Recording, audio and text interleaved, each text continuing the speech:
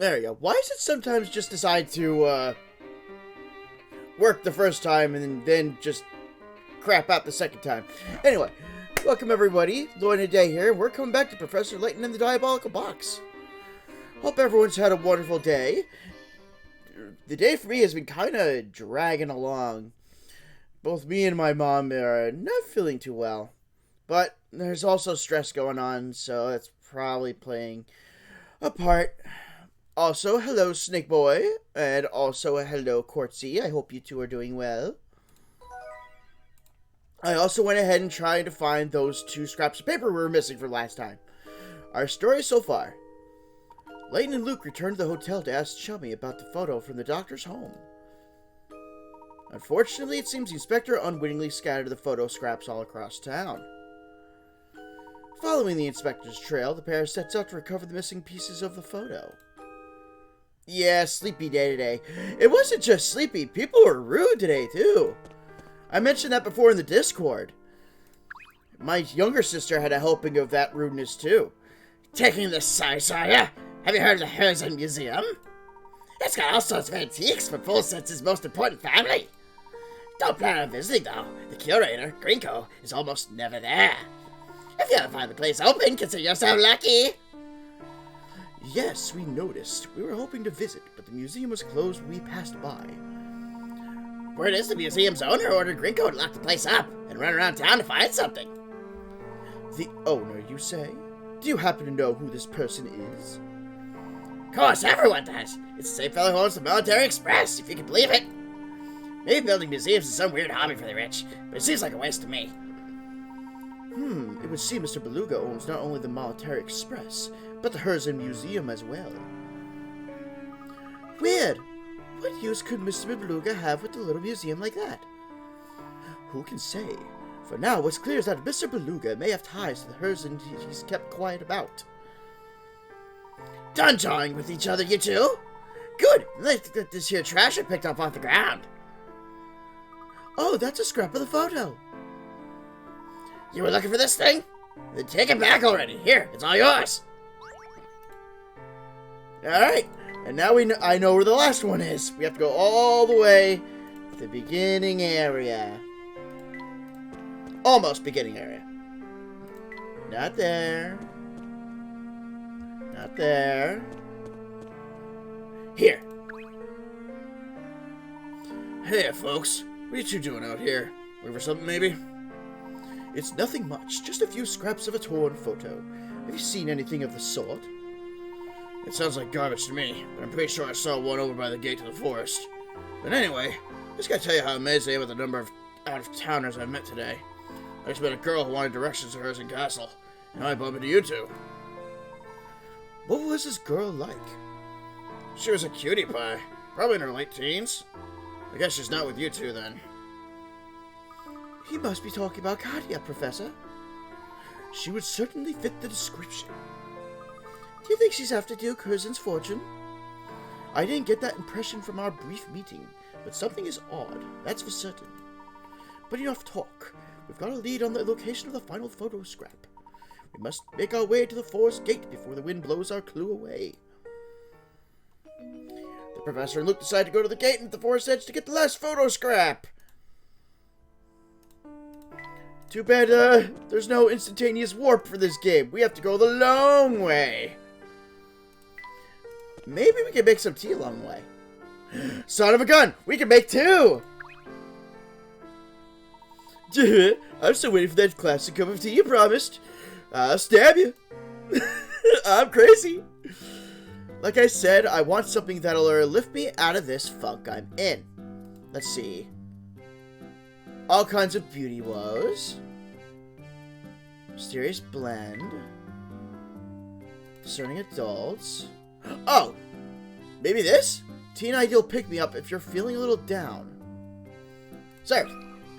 And if you don't like it, too damn bad. What?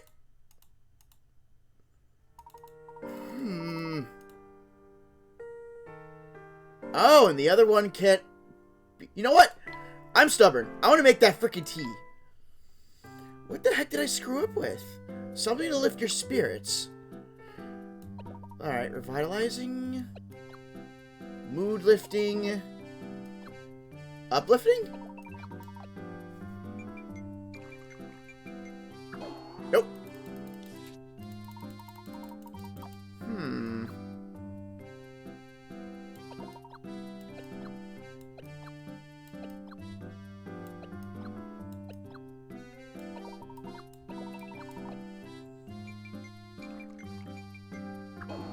Maybe a basic caffeinated tea? I don't know. Also, hello, Vay. Maybe I should just give him a whole cup of sugar. That'll perk him right up because he'll be bouncing off the walls. It's gotta be something to do with the mood.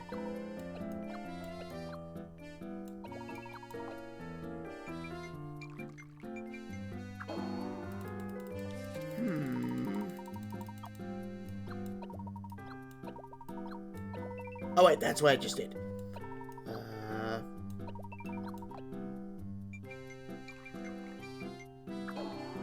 Oh wait, there's a help? I can do. Wait, help. I'm feeling less than my best. Will you make me a tea with oasis leaf, brisk berry, and bell tart seed? Okay. Oasis leaf, brisk berry, and bell tart. Oasis leaf.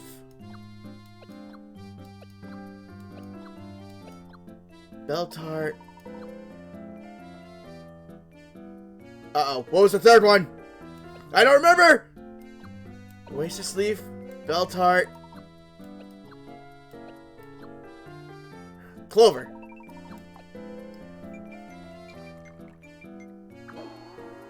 No, that wasn't it. Crap. Maybe it'll tell me again. Alright, oasis leaf, brisk berry, and bell tart. Brisk berry.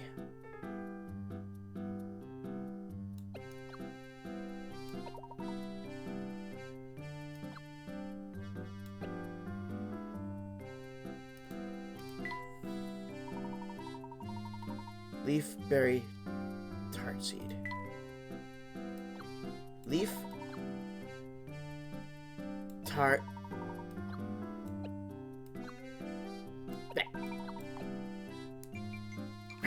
thank you, Snake. A Bell Classic. Oh, it's a little sour and a little sweet. Yum. I certainly have to tip my hat to this tea's drinkability. I imagine it would be delicious cold as well. Yep, and since it's nice and light, I bet just about anyone would be happy to have a cup. Yes, I myself am partial to its lovely fruity aftertaste. What else? He's got more help? Nah, I guess that's all I'm going to be getting for now. Darn. I wonder if that missing ingredient is what's throwing me off. Oh well, in time.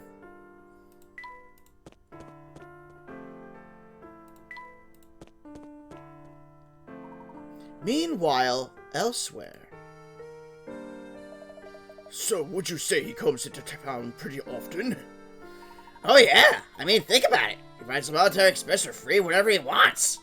I guess it's one of the perks of owning your own railway, eh? Oh, whenever I see him around, he's always with a shabby-looking guy in a conductor's outfit. Ah, Beluga and his nephew. 9 times out of 10, he's sure he got the conductor guy for something or another. He seems to be searching for something. Who knows what, really? But whatever it is, it must be pretty special if a rich guy like him can't buy it. I still don't see the fuss over this Elysian box. As far as I'm concerned, it's just a box. Inspector, pardon me, sir, but I've just received word from headquarters. His alibi checks out. Is that so? Then that's that, isn't it? Barton, we've got our man. Gather all the suspects at the hotel, and we'll put this case to bed. But, sir, if we know who the murderer is, shouldn't we go make an arrest to be done with it? Huh? Barton, sometimes I think you might be the thickest bobby I ever met. There's no greater thrill in the life of a law officer than calling out a guilty party in front of a crowd. This is the moment this whole case has been building toward. Now gather everyone up on the double. Yes, sir. No, if you know who's guilty, you don't make a show of it. You arrest the person. Oh, I have to serve it in the help screen.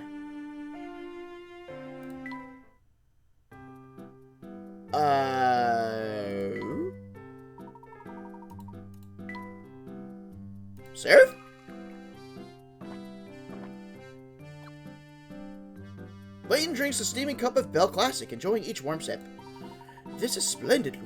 This is truly a testament to the restorative power of tea. That's good tea. Layton seems restored and in high spirits. And I got a free hit coin from it. Holy crap!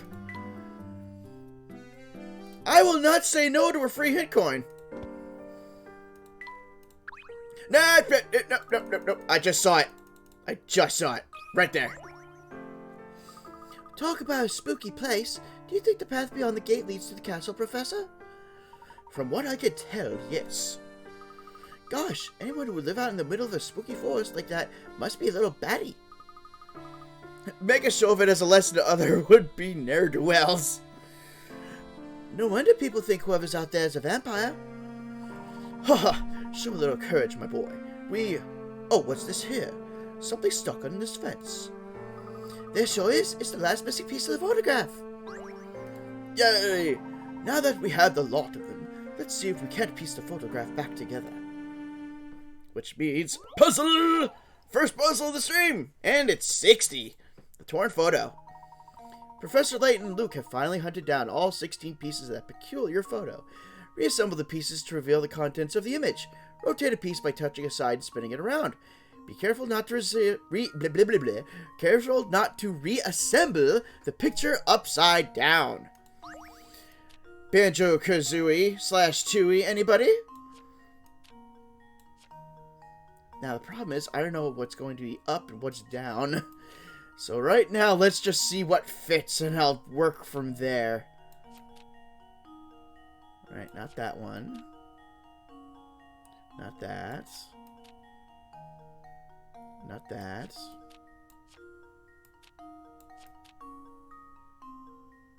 That looks good.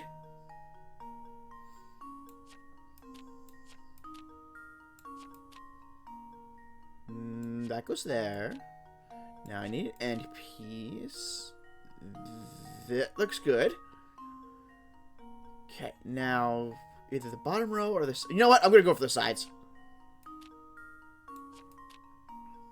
Okay, not that. Stop it.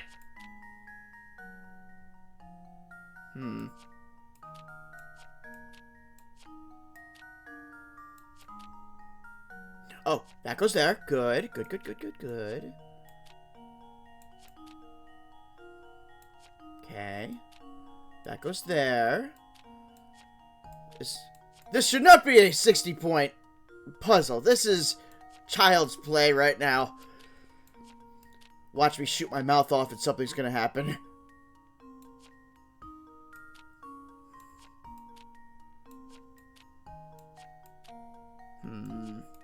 This one.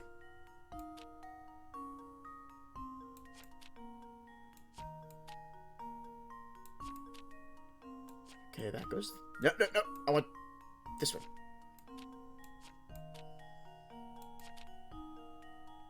Okay. That goes there. And now for the middle pieces. It's especially easy as it gives you the border, pretty much. And then if you just go by how it's been ripped, you could just follow the pattern.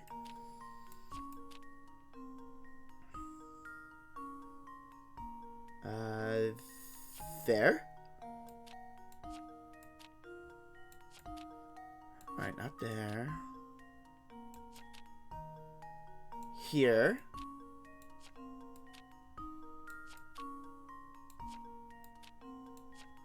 And...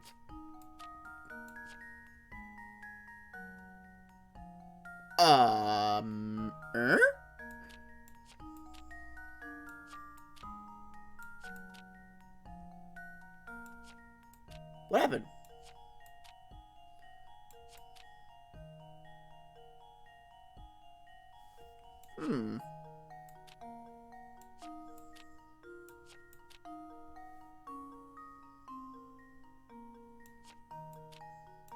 It did say be careful not to do it upside down.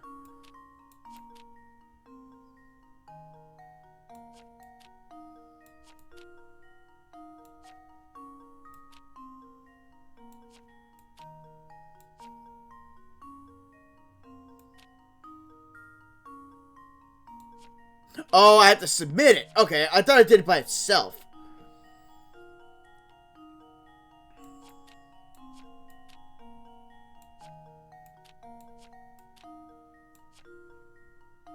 I mean, that looks good. Here goes. Yay! That should have been one that you should just auto get it when the picture's done. I don't know. I should not have had to submit that. You did it. But what on earth is this a picture of? There. That's all of it. Easy 60. Exactly. Gosh, Professor. Luke, why to venture a guess, I'd say what we see before us is the Elysian box. Oh, look, the design on the top of the box looks the same as the one in the fountain in Volsense. Yes, I noticed the resemblance myself. What an unusual emblem. The imagery seems to suggest some sort of demon, doesn't it? Well, that seems appropriate, doesn't it? I mean, the box did kill poor Dr. Strider, after all.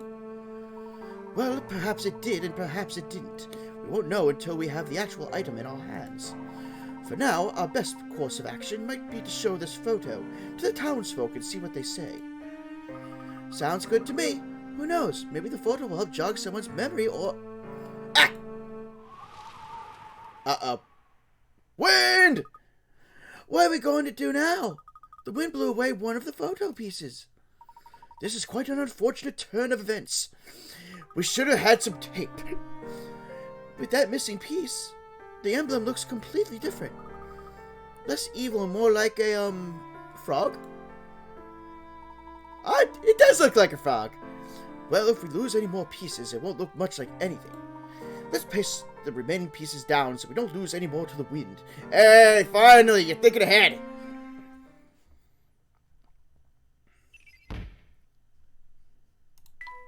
When reconstructed, the photograph depicted the Elysian box. On the lid of the box is an ominous-looking goat, which seems appropriate, given the box's sinister reputation. Oh, new goat emblem. A large, ominous symbol in the shape of a goat's head decorates the top of the Elysian box. The same symbol can be spotted in some parts of Volsense. What connection exists between the box and the town? And the Press of Luke decided to continue their investigation in town. What's odd about this is I swear it wasn't torn that way in the puzzle. I unfortunately didn't get a good look, so your guess is probably as good as mine. Professor Layton, sir. Barton, my good man, whatever is the matter? The inspector has found the person responsible for Dr. Strider's murder. I have strict orders to round everyone up at the hotel as soon as possible, sir. Understood. We will head there right now. Come, Luke, let's hurry. The Professor and Luke decide to return to the hotel. Save your progress? Abso-flippin-lutely. Chapter 6. The Road to Herzen Castle. Oh, and it looks like you want tea. Now how did that recipe go again? Having trouble, dear? Kinda. I'm trying to remember all the things Mom said would help a cold, but I forgot them. Let's see. I need clover, and some kind of leaf, and... Oh, phooey, there's one more! It sounds like your mother was talking about ingredients for tea. I think what you told us, we might be able to make a cup for you to try, if you'd like. Really? That'd be great! Good, let's see. We'll need the 2 ingredients you mentioned, plus something that works on colds. Okay. Clover, some kind of leaf, and something that works on colds. So let's see. Clover. Leaf. Now, something that works on colds.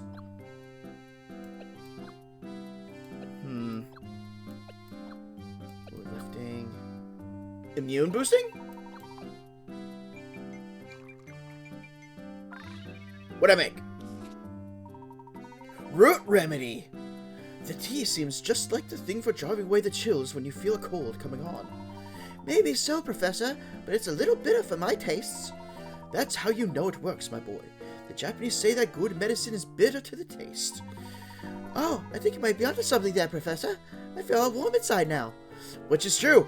The best working medicines are the ones that taste the worst. That's why the kids' medicines that taste like the bubble gum or the cherry are not that effective. Now which one is it? Nope. Nope. Yep. Negative. Root Emmy. Shove it down your gullet. Yummy. Marina smiles widely. She seems restored and cheerful. Thanks, mister. This tea is great. It makes my tummy feel all warm inside. I'm gonna try making this for my dad. Sometimes when I look at him, he seems so old and tired. Maybe the garlic fumes from his shop are playing funny tricks on my eyes. Alright, we helped the girl. Yay! Can we help anyone else along the way back to the hotel? Not you, you want to help others.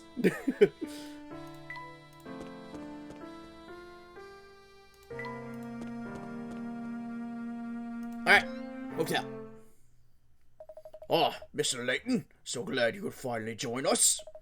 With you here, we now have every suspect in the murder of Dr. Schrader gathered in this room. Dun-dun-dun-dun.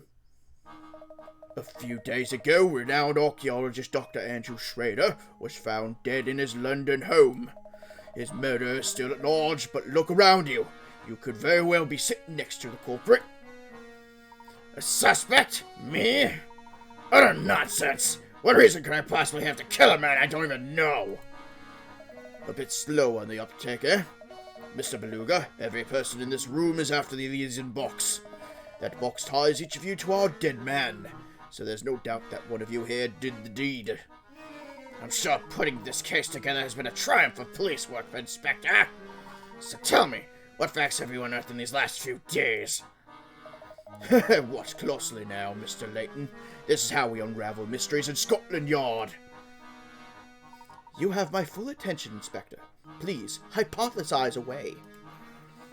I first learned of false sense through evidence obtained in the late doctor's office. According to his notes, Schrader spent quite some time in town researching the Elysian box. When I learned that he had died shortly after returning home from London, everything came into focus. I believe our criminal first spotted the doctor when he was inquiring about the Elysian box here in town. Spying a chance to obtain the coveted box, the fiend followed the doctor to London and murdered him. Oh, now that's a deduction worthy of London's finest. So out with it then. Who's our man? Hold your horses, I'm getting there. To summarize, the culprit must have been to full sense before. What's more, this person must have also had the ability to travel freely between here and London.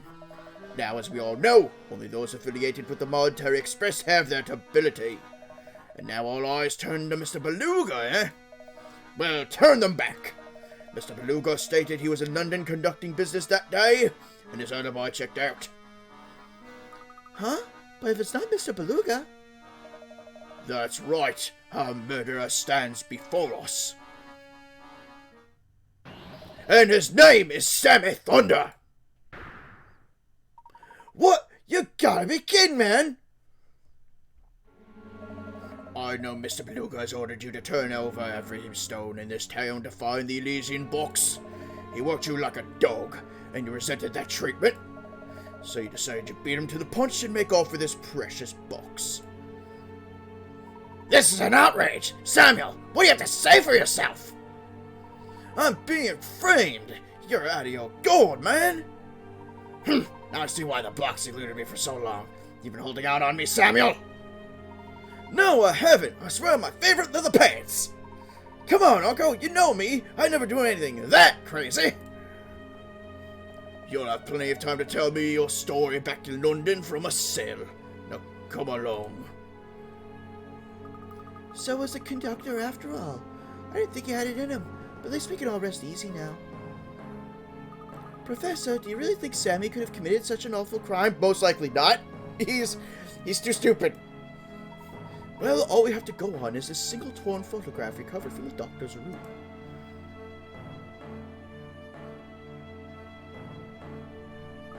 Oh, so that's the Elysian box? Wow, very fancy. I like the cute goat design on the top. Wait a minute. What? Oh my. Flora. Bingo! Thank you, Flora. I knew something didn't feel quite right, but thanks to you, it's all come into focus. You let something slip, Flora, didn't you? Really? Do tell, Professor. Oh, come on. Ooh! Officer, man. My only crime is rocking. And rocking ain't a crime. Yow! Let me go. Permission to punch him in the jaw, sir. You come along quietly if you know what's good for you. Just a moment, Inspector Shelby. I believe we've all committed a large and rather unfortunate oversight. Can't you see I'm in the middle of something right now, Layton? Can't you see I'm about to be in the middle of your legs because I'm going to kick you in the groin? Where are you going with this, Professor? His voice sounds off, but this is also a DS game, so a lot of things are kind of compressed. No one here has ever seen the Elysian box that we've been looking for. The one and only piece of visual evidence we possess is this torn photograph. Yep. And get to the point. The point is this, Inspector. The only person who could know what the Elysian box looks like is the suspect you're after. Correct. And it is this person who must have stolen the box in the first place. Yes, and I've got the slippery fellow right here. Ow! Take it easy, officer. Pipe down, you hooligan. And watch the hair, will ya? Wow! Ooh, FFV! To disappoint, but he's not the culprit. Score. What? Stop talking in circles and get to the point, Layton. Who should be wearing the handcuffs? Isn't it obvious? If the criminal does indeed reside in our midst, he or she would be the only one of us to see the Elysian box in person, which means the culprit.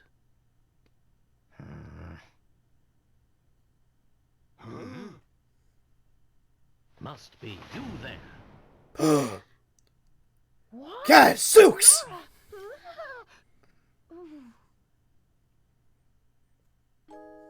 Inspector, look here. That one comment pretty much solidified that.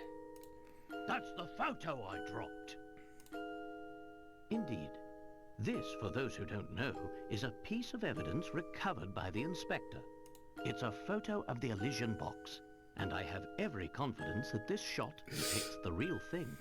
The culprit must be me, all of a sudden just fades to game over, and your jaw drops. So, this little knick-knack here is what started the whole mess? To be honest, it's a bit outlandish for my taste. What with the bizarre frog head on it. Aha! Yep. Flora said goat. We all see a frog. I see you've put the pieces together too, Luke. Inspector, the emblem decorating the top of this box depicts not a frog, but a goat. A goat? Not by my eyes, it doesn't. That's just it. This photograph is missing the piece containing the goat's eyes. In its current form, the image looks like a frog to most people, as was the case with you, Inspector. Oh, hey, Catherson. Making dinner while I lurk. Hope y'all are well. I'm doing sort of okay-ish. Flora, dear, It's been a rough I day. believe you said the design looked like a cute goat, did you not? Yes, she did. Well, that clears things up nicely. If you say you saw a goat, that must mean you've seen the real Elysian box before. You? Oh, dear. Who are you really? I know. There it is. Played, Layton. What was his name again? The guy that looks like Waluigi? I'm sure you're very proud of yourself for seeing through my disguise again. You didn't see through a disguise. You outed yourself.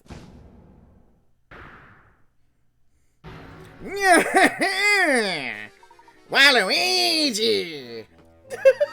Don Paolo, that's the name. Curse you, Layton! Curse you and that foppish hat of yours! Don Paolo.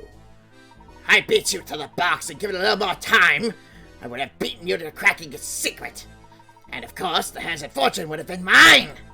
But that ship has sailed now. So you're the one who had the Elysian box all along. Another brilliant deduction from Linton's apprentice. Clearly he's learned from the best. But yes, you're right, little man. I started off that old fool when he was snoozing on the floor. The geezer probably caught a cold sleeping on the ground like that. Not that I care one iota. Snoozing? But Dr. Schrader wouldn't sleep on the floor. Hey, wait a second. If you've been posing as Flora, then where's the real Flora? Oh no! Automod! Oh, dude, what got there? What got blocked? Oh, wow. How do you fake being short? That's also a very good question. Also, why did that get blocked? Oh, she's probably making hay angels with the cows in that old dropstone barn I left her in. Or maybe she's just sitting there fuming because you bumblers didn't even notice we switched places. But I thank you two dolts for your help. You've given me more than enough information. The jig may be up, but the dance is far from over. I'm so close to unlocking the secret of the Elysian box. Now I need merely take this box to the... Hold it right there, you scoundrel. Gah! I got a lot of questions, and you will answer them once I've escorted you back to London. Where do you think you're going? Ha! Gotcha, you slippery devil. Ugh, you meddlesome oaf! You have no idea how slippery I can be! Roar! Don't just stand there! The worm's getting away! Fool! Do you really think a soft-bodied flatfoot like yourself could catch me? So long, Layton!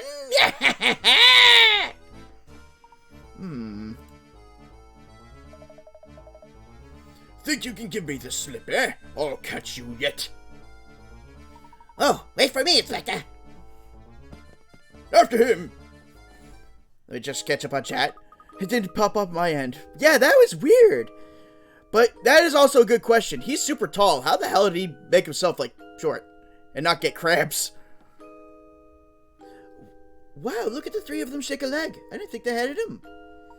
I must say, I never once suspected Don Paolo had been posing as Flora, and for so long. I sure hope the real Flora is okay. We absolutely can't forget to pick her up on the way back to London. Of course we won't, but I'm sure Flora is having a grand old time playing with the cows. Another thing I can't get out of my head is what Don Paolo said about Dr. Schrader. The way he was talking, it didn't sound like he killed Dr. Schrader. But if he didn't, who did? I think you're spot on there, Luke.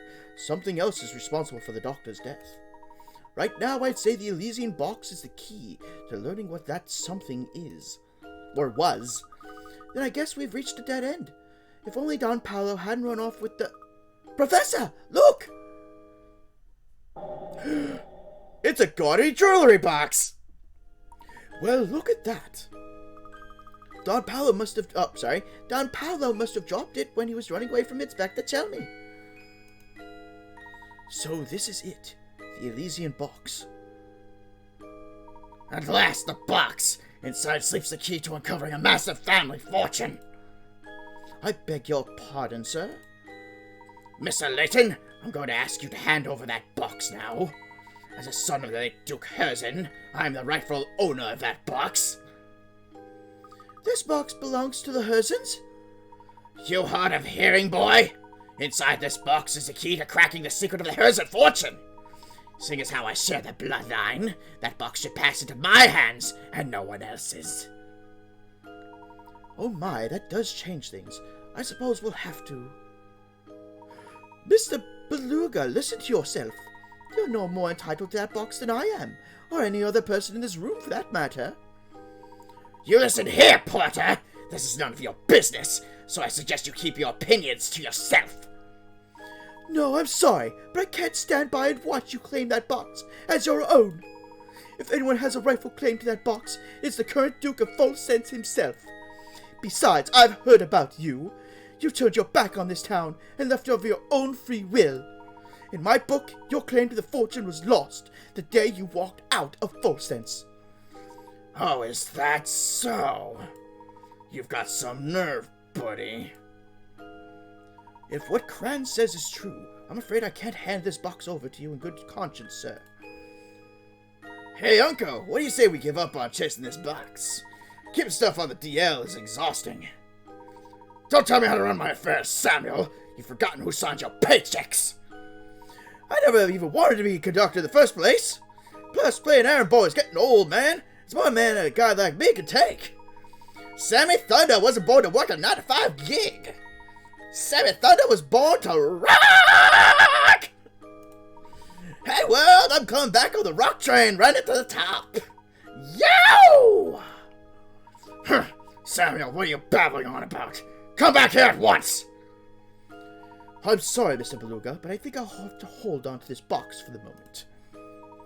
Fine, do what you want. I hope that awful box cusses all of you twice over. Whoa. Leaving a town does negate a bloodline. Oh, it doesn't negate a bloodline. But technically, if you turn your back... okay, think of it this way. You know how the royal moved out from England and he's now living with his wife in the U.S.? He pretty much abstained from his roles. Like, he's not prince anymore, I don't think. I don't know how it all goes. Which one was it? Box location? The villain who made off with the Elysian box was none other than Don Paolo, brilliant scientist and self-proclaimed nemesis to Professor Layton. To find riches associated with the antique, he disguised himself as Flora and tailed Layton and Luke. Looks like that's done. Beluga was searching for the Elysian box. Abdicated, yes, that's the word. Which he believed would clue him in on the location of the Herzen family fortune. As a member of the Herzen family, he felt entitled to any family riches, though some people in full sense disagree strongly.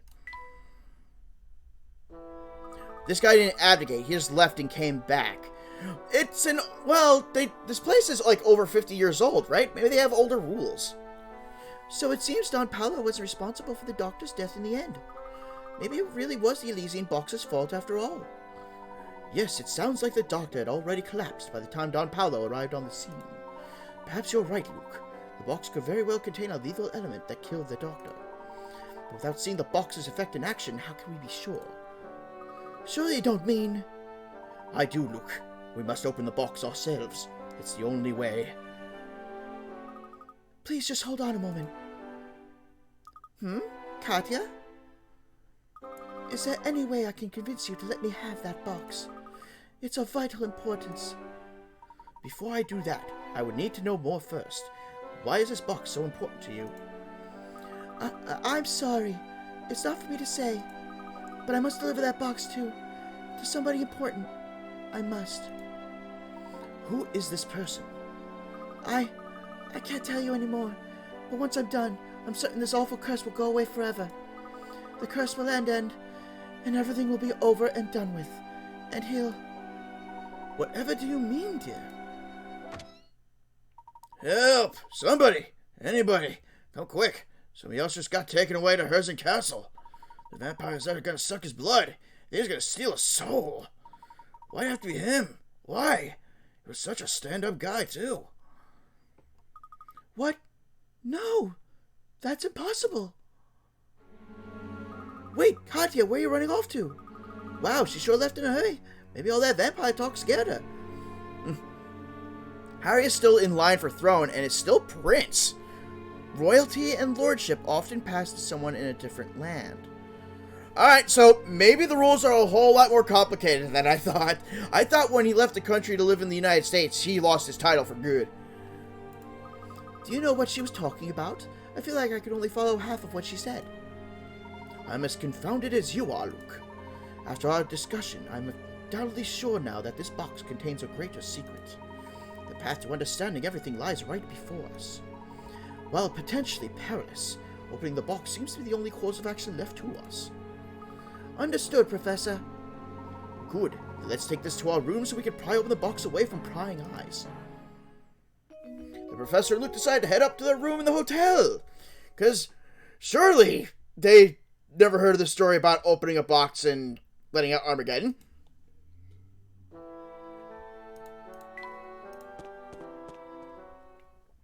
Finally, the Elysian box. The Indeed. gaudiest jewelry box you've ever seen.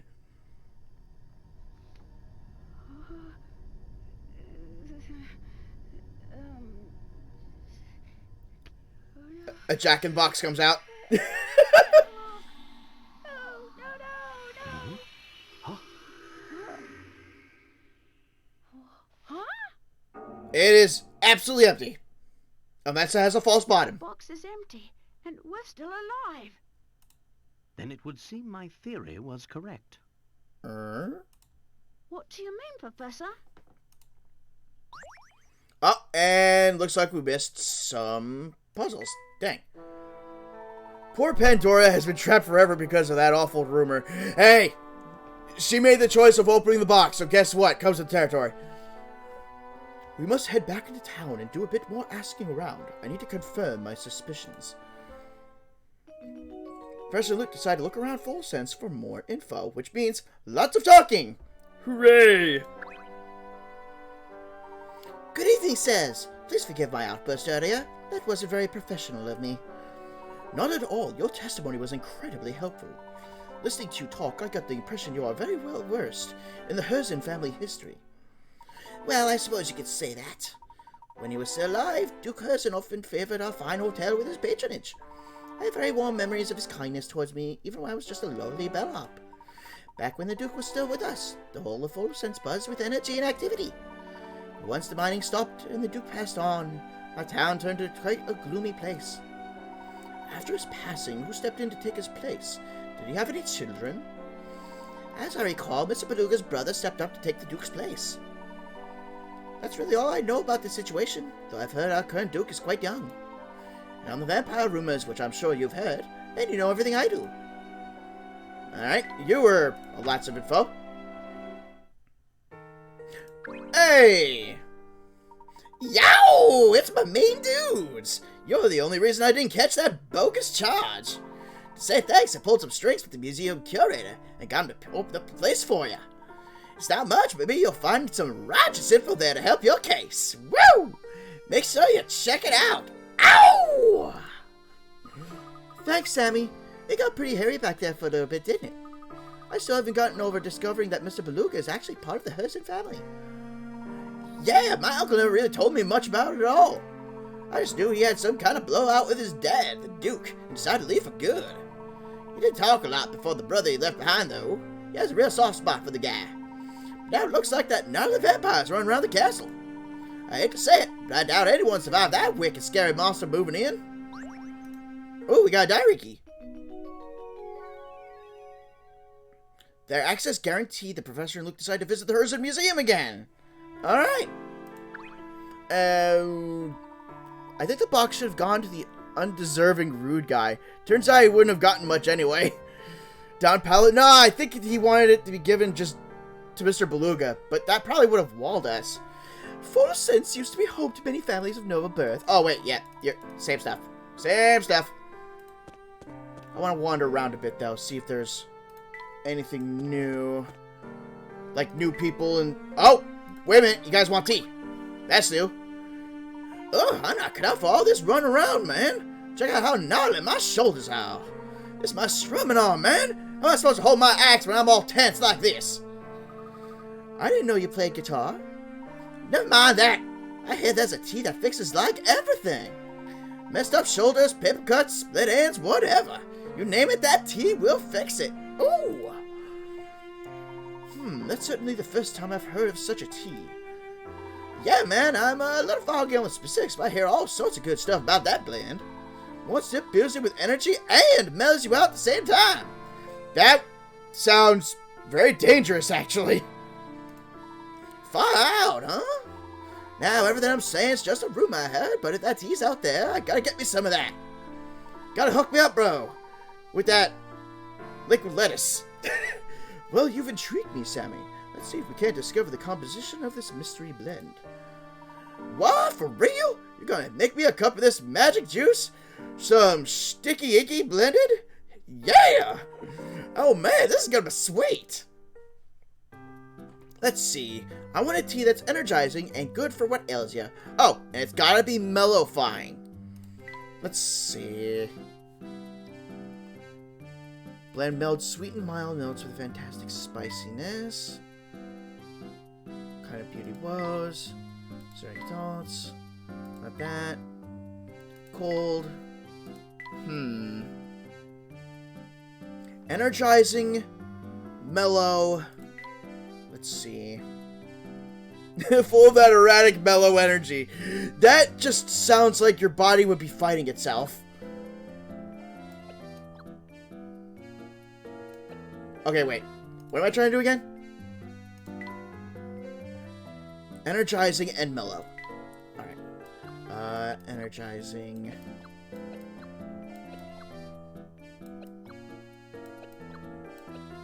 I thought I had something that showed me. Energizing and mellow. Sweet. Sour.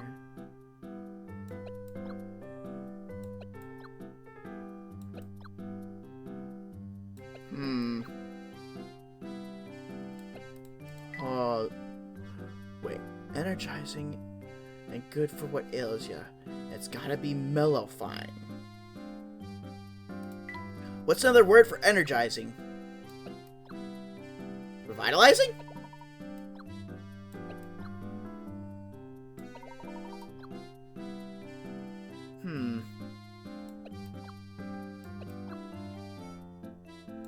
Try this. Whoa! Made something! Wait, did I make this before? I think I made that before. Yeah, I did. Dang it.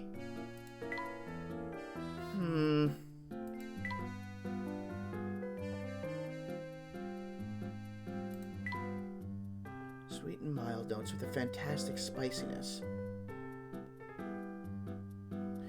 When it says sweet and mild notes, is it ironic that... Oh, 7? Snake says 7. Yeah, because I was going to say, mild notes. He's a musician, so maybe this will be it. Thank you, Snake. Okay, he didn't like that. Unfortunately, the tea brewed for Sammy didn't do the trick. This is the brew? I don't know, man. My shoulder's still pretty messed up. Damn. Huh. It tells you the number on the top middle of the left screen. Wait. Huh?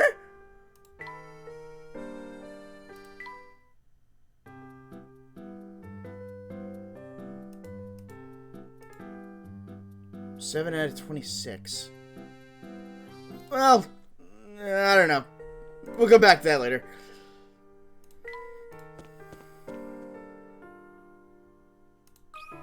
Puzzle! Man, we haven't had a puzzle in a while. Hey, what's with the long face? Don't you know adults aren't allowed to pout? Honestly, I can't stand to see you look like that. Serious little puzzle. Shut up, will ya? We're gonna have to punch you in the shins. How old am I? Oh, no.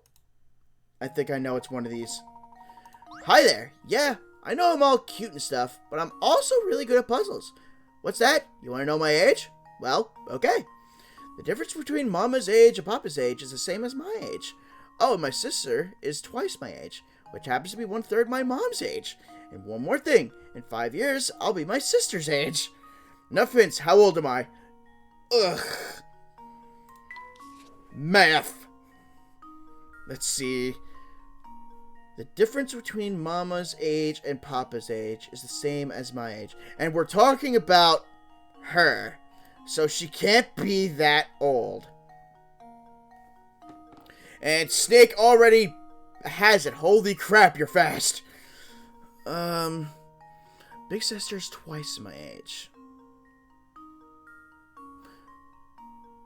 Let me try something. 35 and 30. Which would be 5.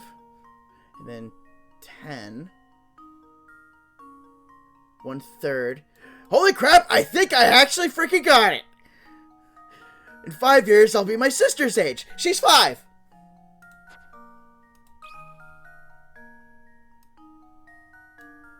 She's 5 years old. This should do the trick. Wonderful. Hey, not bad. Papa's 35 and Mama's 30. Being the difference of their ages, it's the same as my age, like I said. As for my big sis, she's 10. That's twice my age and a third of Mama's. In 5 years, I'll be 10. My sister will be 15. Can you believe it? I'll practically be grown up by then. Not quite. Easy. Easy peasy. Hey, pretty good, Smarty Pants. So good, in fact, I think you deserve a reward. Come here. What kind of reward? The best kind. A story. Okay, then, here goes. See, a long time ago, there was another family in town as rich as the Herzens. But one of the younger daughters got her heart broken by some boy and decided to leave town. It could just be a story somebody made up, but if it's true, that boy must have been a total creep. So another family. I'm just gonna talk to everybody once to see if they're gonna give me any extra puzzles. Because we've had a lot of dialogue so far. In 5 years, but wouldn't that mean this is already her age? Well, I think it's because they weren't... Oh, wait, they want tea. Let me try the boy. What was I talking about now? They weren't going to add her age. It was just generally speaking 5, double the age will be 10, and that would be what she would be. Yeah. Oh, the days when you thought 10 was grown. I love Bell Tart fruit and put in everything. Smoothies, pie, pancakes, cake, even spaghetti. But I think I've pretty much run out of ways to eat it. And that bums me out. Have you tried their seeds into tea before? Oh, that's a good idea. But I heard that too much tea makes it hard to sleep. Don't you worry. I'll put a little something in it so you won't have any trouble sleeping. Permanently. Thanks, mister. Since I don't have to worry about falling asleep, I'm gonna drink a bunch. Let's see. 1 cup of tea with Bell Tart seed. Make sure it tastes mild and doesn't keep me up. Seed, seed, seed.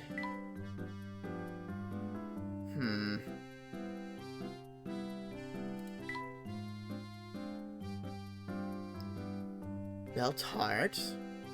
You know what? Let me just do this. Bell Tart seed.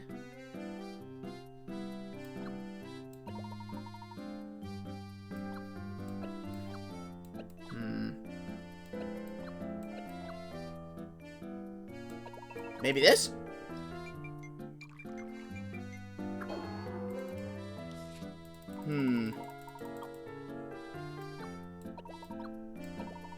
Maybe double this. Son of a gun, I keep making poison! What's up, Lloyd? Gonna lurk. Alright, Von Lost. Good to see you, by the way. Make sure it tastes mild and doesn't keep me up. Oh, wait. Mild. So, yeah, it's definitely this. I'm missing a key ingredient.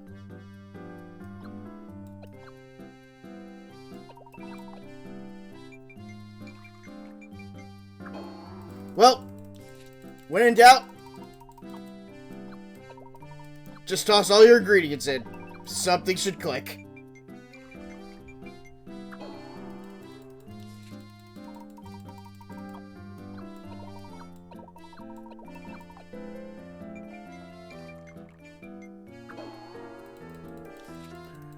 Yeah, it's something relaxing, but this is already something relaxing, and it's mild. And he wants Bell Tart. I just don't know what the third ingredient is.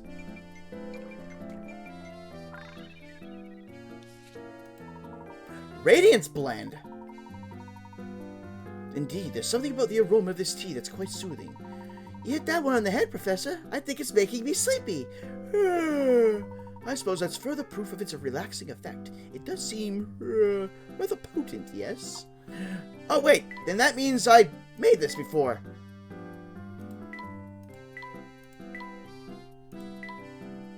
Oh, it's this... Wait. Yeah, it's this one.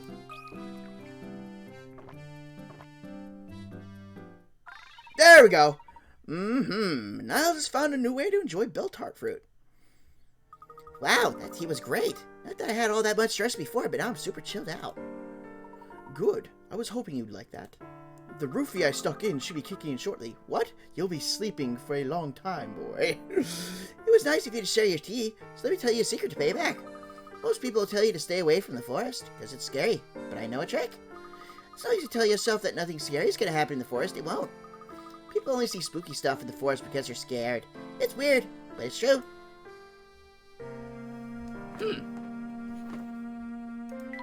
Alright, so that guy's still going to need tea later on. Alright, so it looks like you have nothing new. How about you? Nope, still talking about the forest.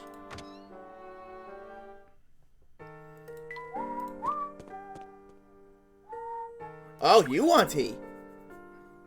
Ah, memories. I had it real good back then. Reminiscing, are we? Yeah, back in the day, we had this cafe in town that brewed the most amazing tea. I mean, folks would flock to Folsets by the hundreds to taste the Wonder Tea, as it was called. It sounds like that cafe was the spot to be. You're darn right it was! Say, you look like you know a thing or two about tea. Don't suppose you'd brew me a cup of that Wonder Tea, would you? It's certainly a challenge I'm willing to take up. I'll see what I can do.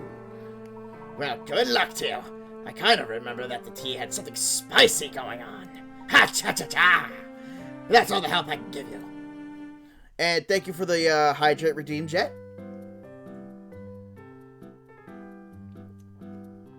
Alright, the ingredients for that Wonder Tea were all over the place, but I remember it was kind of spicy. Alright, so which one was the spicy one? This one. Uplifting.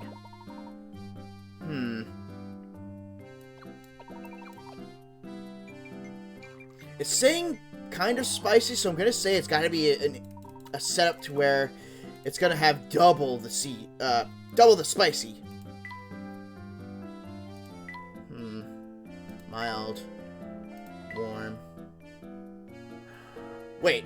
Spicy kick of pepper cherry makes this tea an ideal pick-me-up if you're feeling a little down. I mean, that's using both. Maybe it's that one.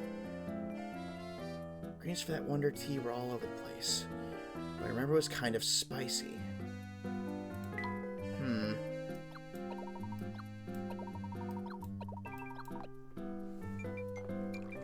I just want to see what else I can make. Because maybe I'll get lucky and something else could be done with just 2 of these cherry seed things.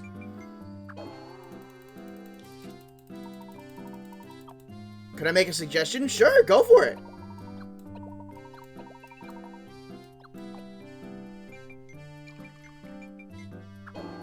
Nope, just very spicy poison. So maybe that is it. The cherry boost. Full clover and pepper cherry.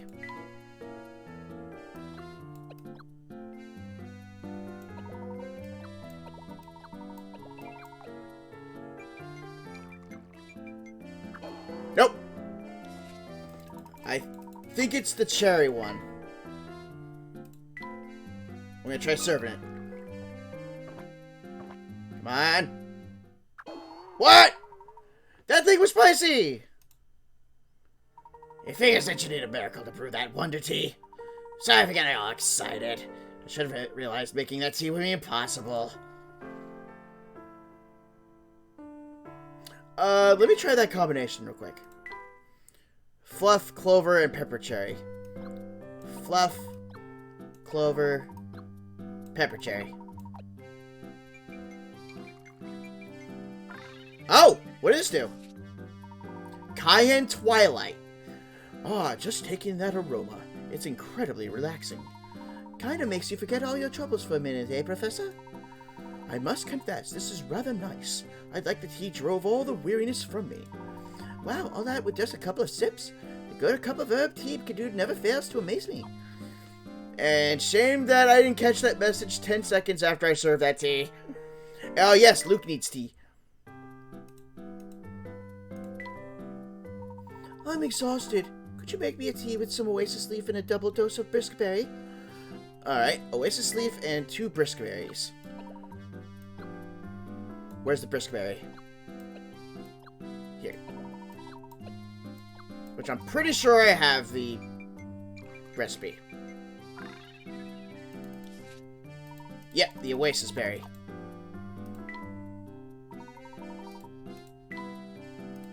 Chug it down! Oh, this tea sure hits the spot. It's sweet and it's got me ready to start walking again. Yay! Now Luke is in high spirits. And we got a hit coin! I really gotta keep better track when they have that whole help icon.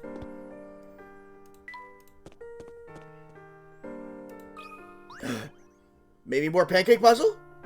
Yes! More pancakes! Back to see me work my magic on the griddle again. I've been cracking them out extra fast, so there are more now than ever. Unfortunately, just like before, I can't even get 2 of them to cook up the same size. Pancakes! Pancake stacks 3! Alright, we all know what to do.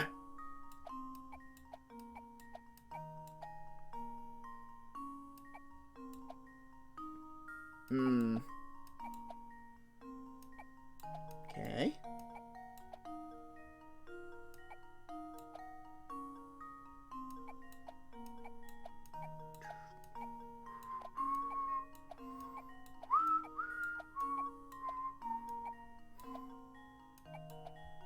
I need to move the big one over here.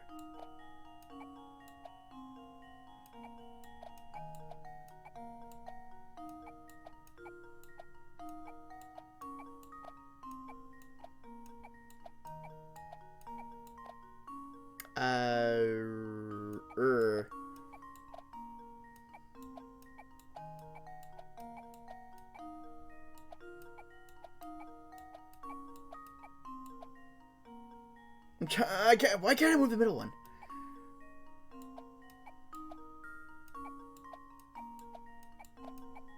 There we go.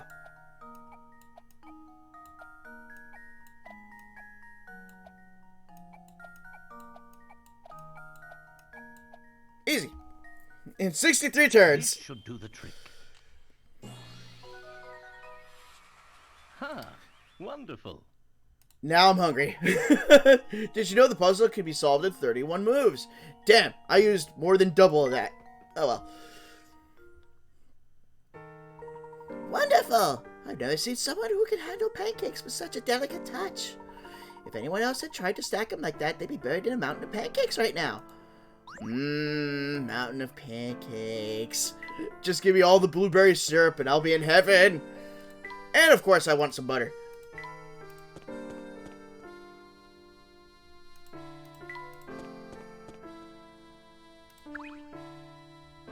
Still hanging out back here, huh? I think you're like one of the few people that has not given me a puzzle to work on.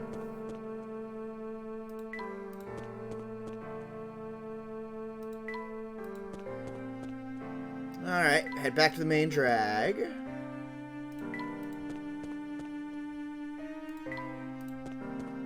Because now I do know I want to go see Granny Riddleton.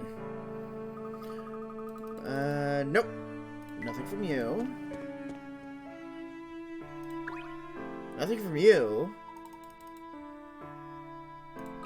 Something from you.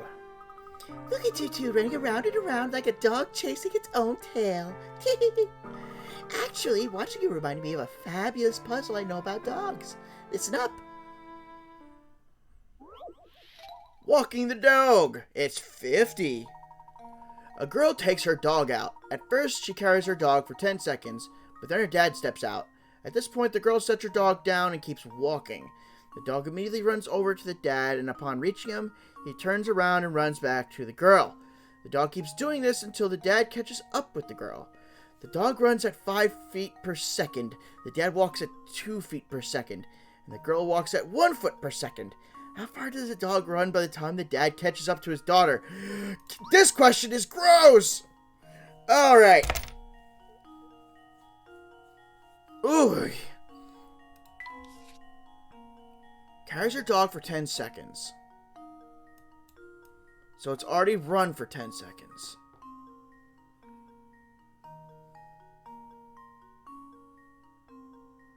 How far does the dog run? Well, it's not how long. Oh, I just looked at the dog. The dog's pretty cute.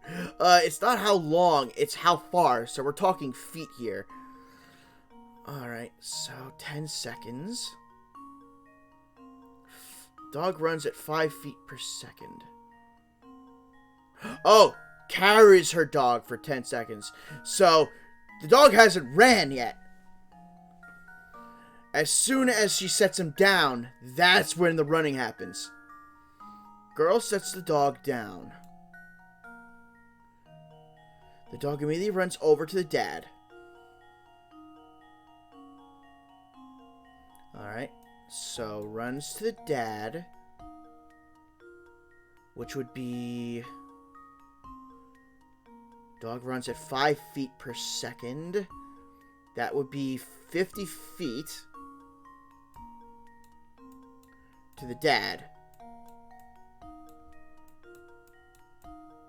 To dad. Okay. And upon reaching him, he turns around and runs back to the girl. And since the girl hasn't moved, it should be another 5. And Jet believes that they have it. So that should be another 50. To girl. Too much math for 2 a.m. for me. I've seen a puzzle like this before, though the particulars are different.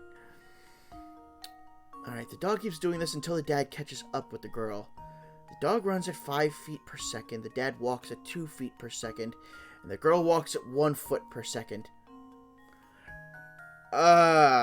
Jet, if you want to say the answer, go ahead. Because, I already feel like I just made a freaking huge mistake. Just doing this until the dad catches up with the girl.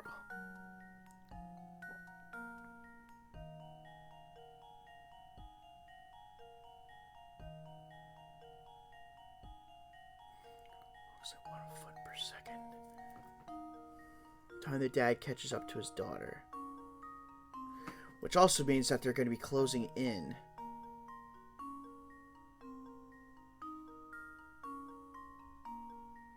I want to try and guide first. Alright. While you're doing that, I'm still going to try figuring this out. Because the girl isn't moving. How many seconds does it take for the dad to reach the girl? That's also something I'm trying to figure out.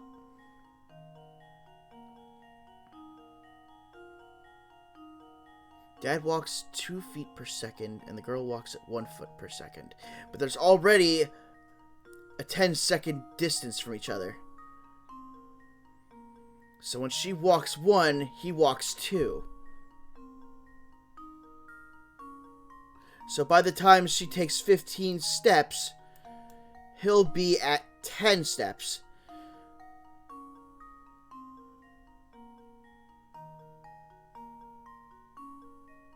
And so 20 steps will be 20 here. 20 seconds in order to get the father to the daughter.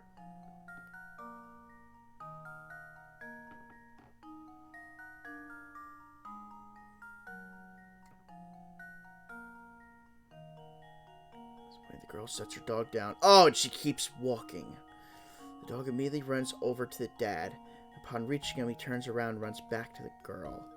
The dog keeps doing this until the dad catches up with the girl. Oh boy.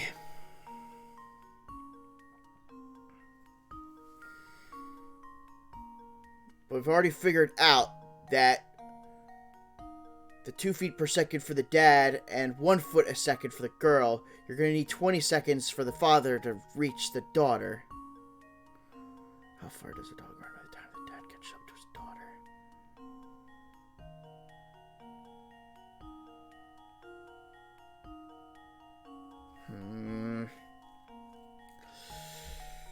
Ooh, I hate to do this, but I think I'm gonna take a peeky peek online. I'm so sorry.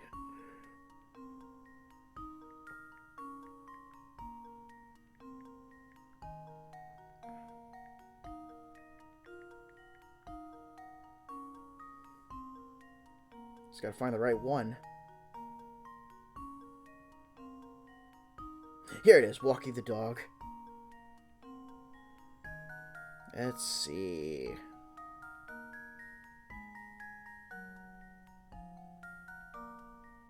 Huh. Alright, so that's what it is. I have the answer already, so if you want to put your answer in, I could let you know. Once you know that, and you know the dog runs 5 feet per second.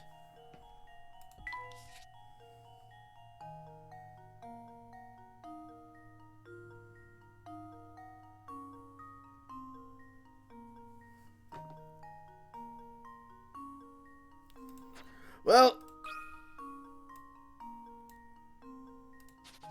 the answer's 50. I'm not beating around the bush. I don't like this question. This should do the trick. Ha! Wonderful. Perfect. The dog will have run 50 feet in total. According to the puzzle, the dog runs for the entire time it takes for the father to catch up with his daughter. Since the daughter has a 10-foot head start, and her dad gains on her at a rate of 1 foot per second, he'll catch up in 10 seconds. The dog is running at a rate of 5 feet per second, so the answer must be 50 feet. Yay, math! Yay, math! Ooh, nice work, you two. You guys run around like dogs, but you got it going on upstairs too, don't you? If you both love running around so much, I won't stop you. Besides, it's fun to watch. Oh, we got the final ingredient!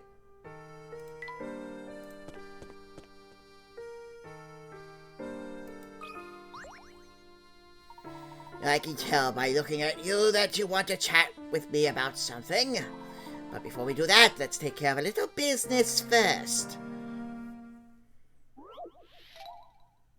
I think I told you about the one with the 2 trains and the fly. It's a variant of that. Vaguely? This is Spring Act 4. Oh, it's this puzzle! Alright, let's see.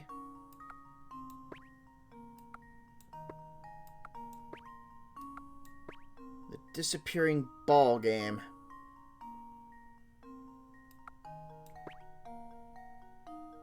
I'm already gonna get stuck.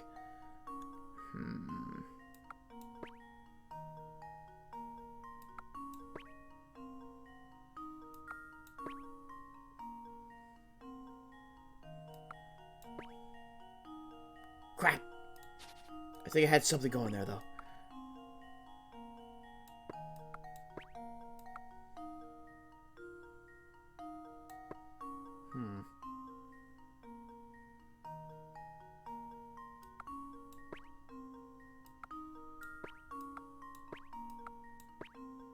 Okay.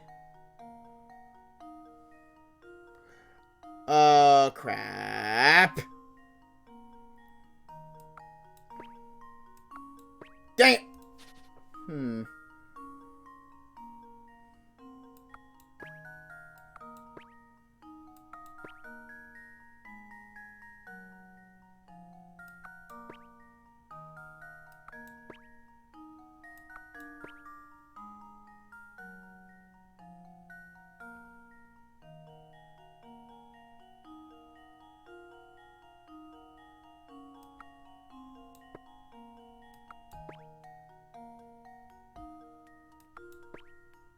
Shoot.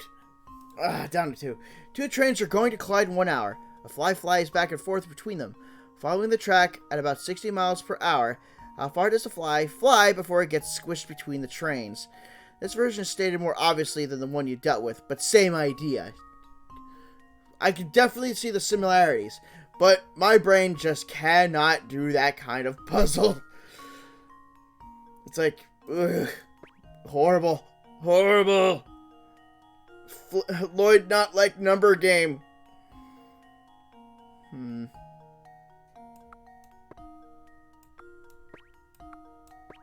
And that's already a screw up.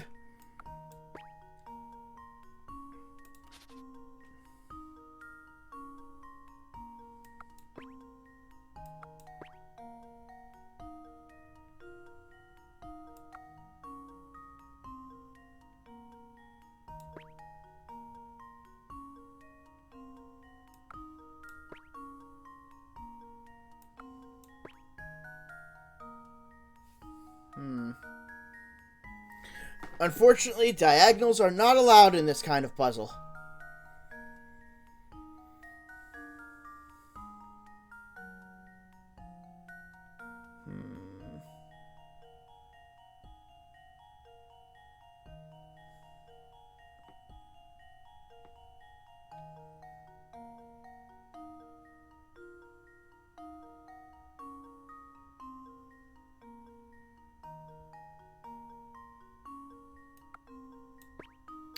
Gives me that setup again.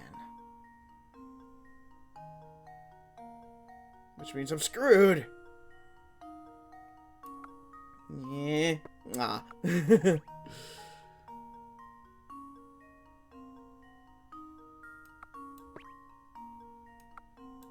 the ball was like one space over, I would have this.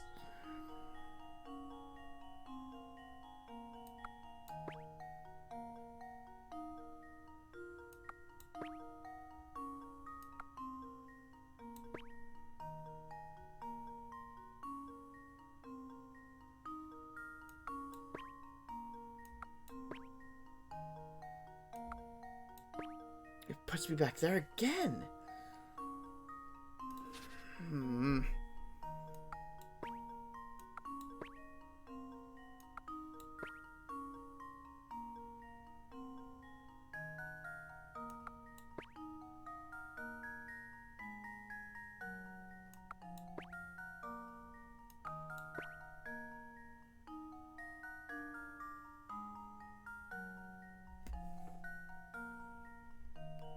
Is there a way you can get a ball into that space? That's... Wait, well, there's many spaces. You gotta be a little bit more clearer than that, my friend.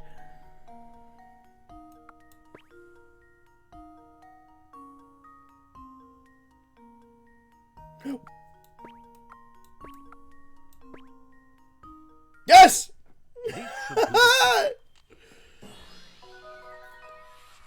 A true gentleman leaves no puzzle unsolved. Nice! The only condition for some of these puzzles was eliminating all but one ball from the board. But the true solution to these puzzles requires you to finish with the ball positioned in the center space. Perhaps they'll provide you some incentive for you to revisit a few of these peg solitaire puzzles. Probably make it way more hard. Good work, fellows. Here at Full Sense, there aren't many people with things to do, so folks tend to fixate on their hobbies. Ah, thank you, Snake, for the victory! After all, hobbies sure beats sitting around staring at the wall. Little girl got puzzled. Dad's shop is so smelly that I have to play out here or I'd pass out. That really, stinks. It's okay. I brought some snacks with me to nibble on, so at least I'm not bored. Here, we can share them. Luke, you got a girlfriend. Candy for 5. You have a box of 4 different kinds of delectable candy arranged in no particular order. Your job is to divide these treats into 5 equal portions using your stylus. To do so, you need to make sure each portion contains the exact same number and variety of snacks. Furthermore, all the sweets in a single portion must be connected to each other, vertically or horizontally, but not diagonally. Got it? Good! Then get started. We had this puzzle before. Problem is, there's a lot of these candies kind of clustered with each other. So we got the pinwheel style, the wrapper kind, the red wrapper kind, and a cluster kind, which look like gumdrops?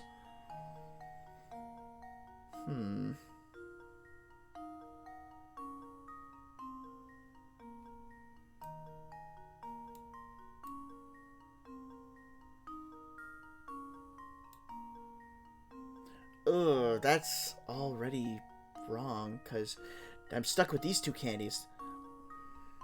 Alright, let's see.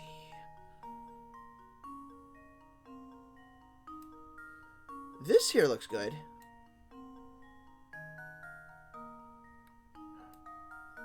This looks good.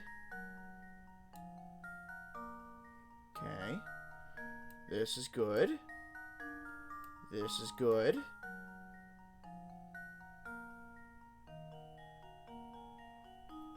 1, 2, 3, 4, 5, 6, 7, 8. Wait, why is there so many of this candy?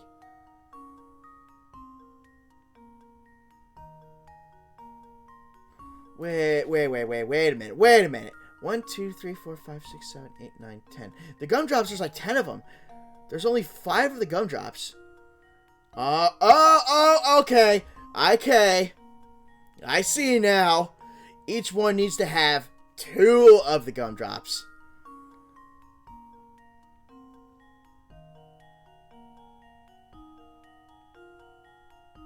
So it'd be like this.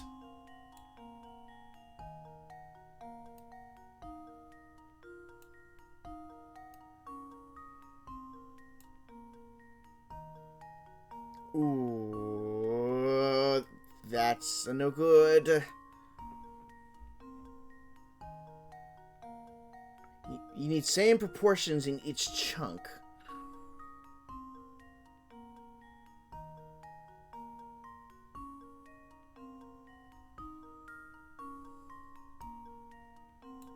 I still like this setup though.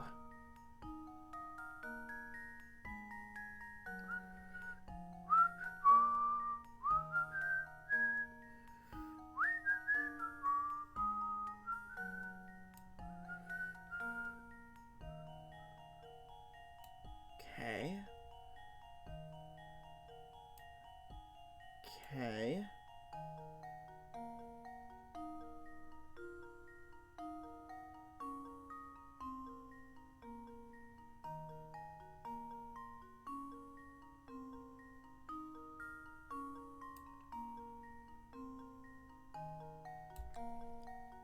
I think we're good. Alright, swirl hard candy, that, and 2 gummies. Swirl hard candy, that, and 2 gummies. Swirl hard candy, that, and 2 gummies. Swirl hard candy, that, and 2 gummies. Swirl hard candy, that, and 2 gummies. Just leave it to me. Oh, thank you, Jet, for the compliment of my whistling. Cake. Sweet, the puzzle solution is shown above. Now remember, those candies are for everyone, so don't forget to share. Don't be a jerk and lick them all. Yay, it's all divided up now. Here's some for you. Woohoo! Thanks a bunch. Crunch. Blech, these candies taste like raw garlic.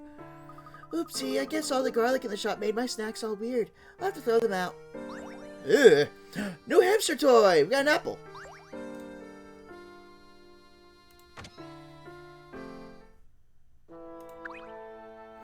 He does not have a puzzle.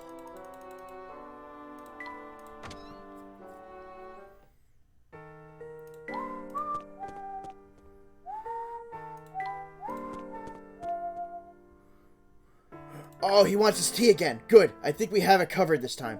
Hey, is that tea almost ready? That vampire could be here any minute. I need a tea that can stand up to my thirst ASAP. And remember, it's gotta be sweet. A smoky tea with clover and something sweet in there. Did we make that?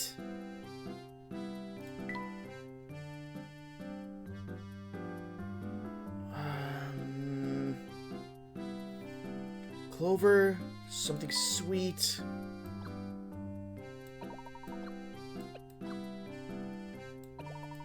Now what's the... Smoky! Which...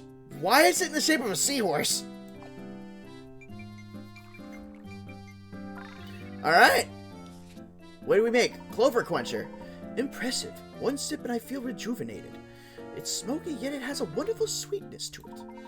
This is a whole new flavor to me, Professor. I've never tried anything quite like it. It's interesting. I'm sure it's good for when you've worked up a thirst, but it's not quite my taste. Really? Well, I for one think it's rather tasty. Maybe it is a seahorse. It is. It's a cinder horse. So, wait, it's like a pepper? Or a root that looks like a seahorse? Whatever. Let's just get him to eat it. Or drink it. Where is it? Clover Quencher. Enjoy your tea. That's good tea. Geoff seems restored and cheerful, and ready to kick some vampire rump. Oh yes, now that hits the spot. I've got to hand it to you. You really came through for me there. You've done a great thing for the folks of this town, who will remain safe thanks to my protection. Gee, you seem awfully worked up, mister. That can't be good for you. Listen to me, boy. You can't underestimate vampires. They're cunning creatures. Just when you think you spotted one, kazam! He vanishes on you. The bottom line is, don't tempt fate when it comes to vampires, so stay away from Herzen Castle. And then all of a sudden the vampires start to get TV series, and everyone wants to be a vampire. You've heard of smoky bacon, now get ready for smoky seahorse. Ugh, that just sounds gross. Oh, the guy is not here this time. The male person. Alright, now let's go see Granny Riddleton. Except the cabaret lady wants tea. Are you quite all right, madam? You look a bit fatigued. Oh, there I go again, spacing out. Sorry, I'm just feeling run down. And thirsty. Business is usually pretty slow at this hour. Maybe I should take a break or something. Your job must be very taxing. Make sure to schedule in some time to recuperate. Tee. Aw, it's so nice of you to worry about me, Mr. Tall, Dark, and Handsome. You're right, though. I need to schedule some Ileana time. If you'd like, I think we could fix you some tea. How does that sound to you? Ooh, that sounds wonderful. If you really want to thrill this girl, make me something refreshing and sweet. Since you're so sweet, I'm sure you'll have no problem whipping something up that matches. I think we might be able to make something that fits the bill. Let's see. We should, consider we have all the ingredients. If you're gonna bring me some tea, make sure it's refreshing and sweet, just like me. Tea loved by women. Its refreshing sweetness is the secret to its popularity. And it has that, which is refreshing, so I think it's this. Yes! Absolutely divine! A smile spreads across Ileana's face. She seems restored and in high spirits. Oh, now that is nice. You sure know your way around a teapot, sugar. There have been some new faces here in town recently, but none of them are as nice as yours. In fact, just a little while ago, an older gentleman came to town with a box, all studded in gems. Looks-wise, he didn't hold a candle to you, of course, but he was pretty cute in his own way. Must be Don Paolo. Now, if you two ever get tired from running around, stop in and say hi, you hear? I'm always open.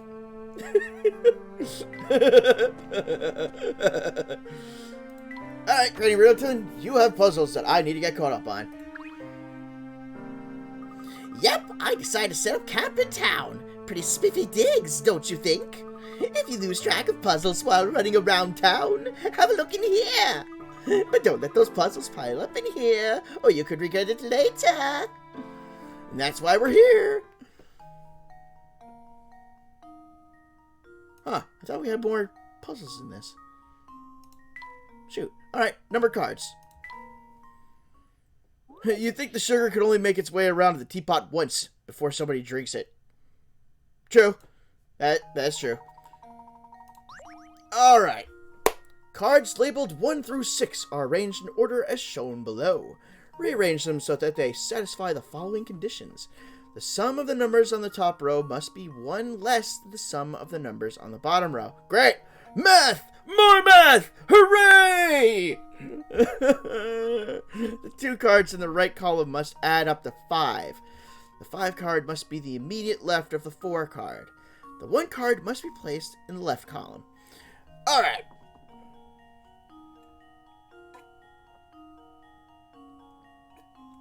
Time to figure this sucker out. Math. Vey is always happy for some math. The 2 cards in the right column must add up to 5, which means it's either going to be 1, 4, or 2 and 3. The 5 card must be to the immediate left of the 4 card. Okay.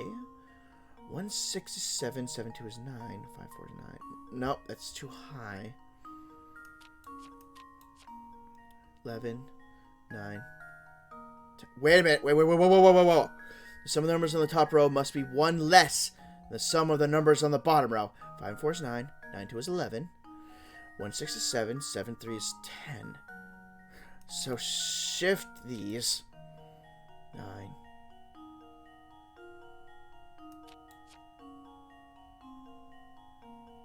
Wait, I had it before. It's 10. 9 4 is 9. 9 2 is 11. Okay. So this is 10. This is 11.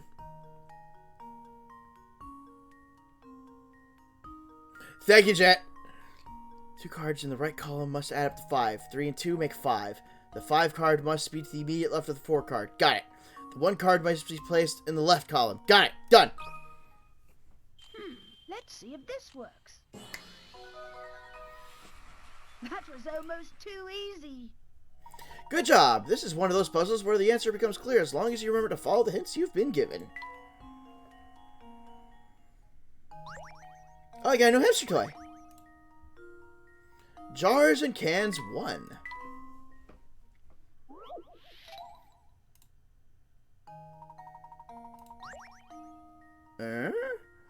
A long line of jars and cans sits on the counter. Your job is to rearrange these items so that both jars and cans are grouped with items of the same type. However, doing so, you must always move 2 containers at once. Move items around by touching the red icon between 2 containers and dragging the selected pair of items around with your stylus. So, what am I trying to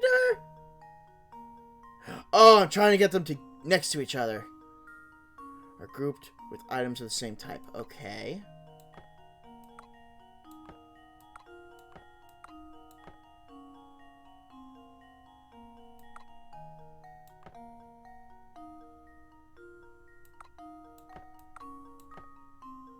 Did it.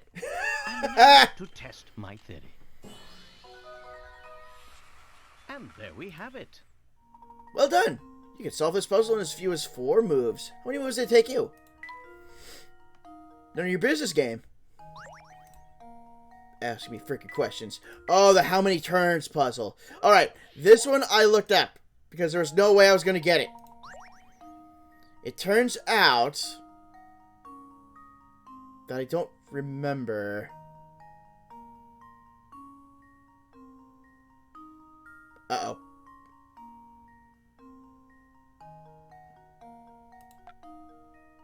Was it this? This should do the trick. No, then I'm thinking of the other one. Oh, my. This one is quite formidable. Yeah, but it was one or the other and I didn't want to go and Google it again.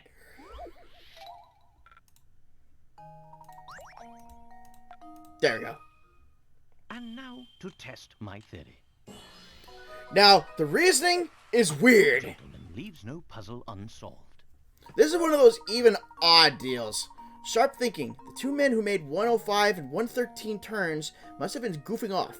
Since the men started out on a horizontal path, you can infer that if they turned on an odd number of times, they'd end up on a vertical path. Conversely, if they made an even number of turns, they end up on a horizontal road.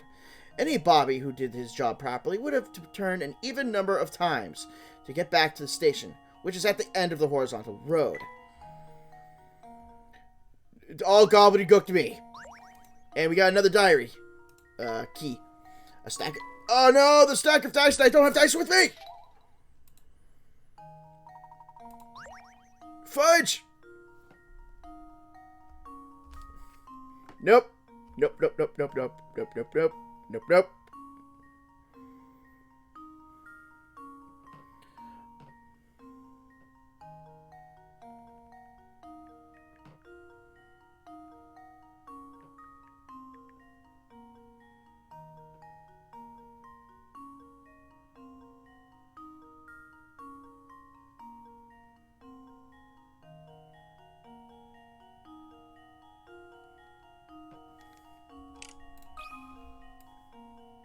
I'm not dealing with this malarkey.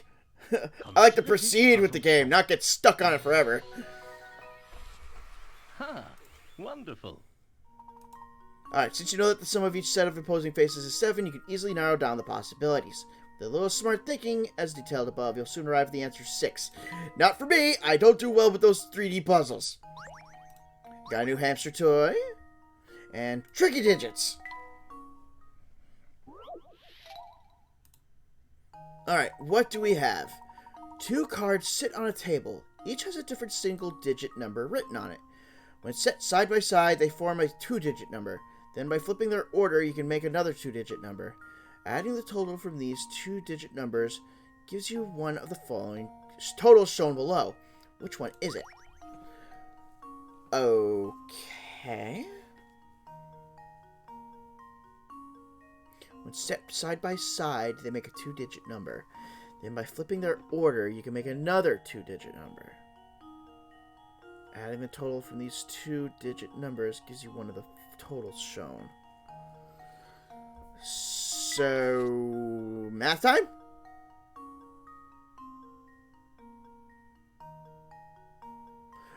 I feel strongly with 44, 68, or 96.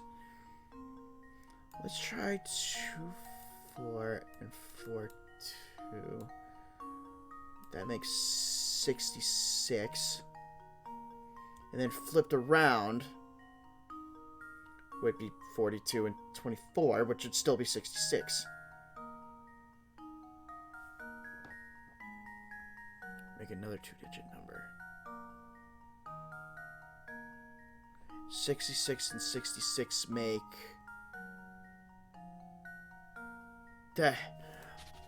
Huh.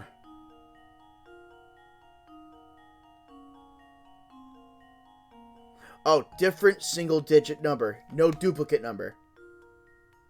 Form a 2-digit number, then by flipping their order. Quartzy's got it!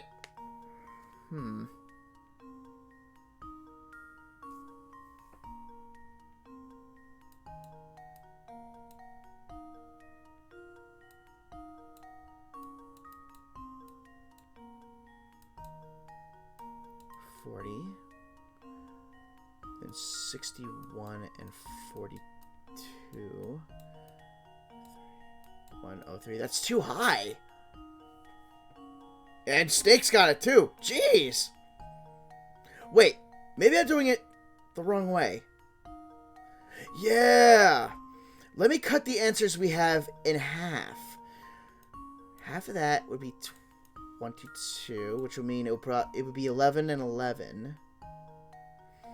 68 would be 34. Half of that would be 40. Oh, there are only 2 cards on the table. Alright, so it's only 2 numbers you can work with. That is 43. No. 48. There's 2 cards, so the numbers would be inverse. Okay.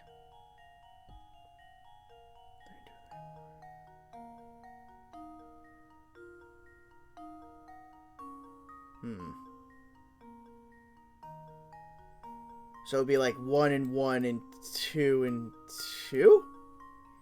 If it was 6 and 8, you would have 68 and 86. Vay's got it too!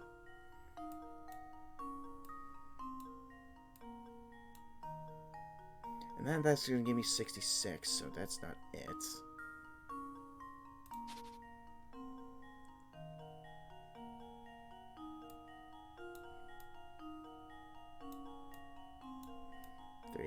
Three? It's 5. That's going to give me a total of 110.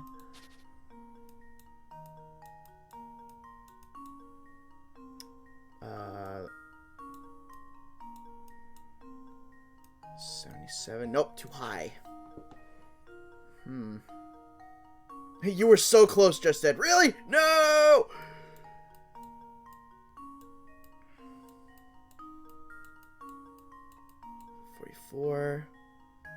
Maybe 31 and 13, which also makes 44, which makes 88. I feel like you're on the verge of getting it. Oh, no, I really want to get this.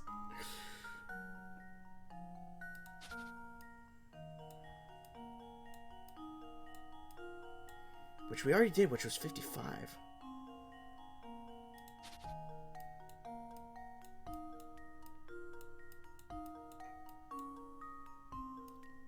66. Double of that would be 122. Shoot. No, it is right there.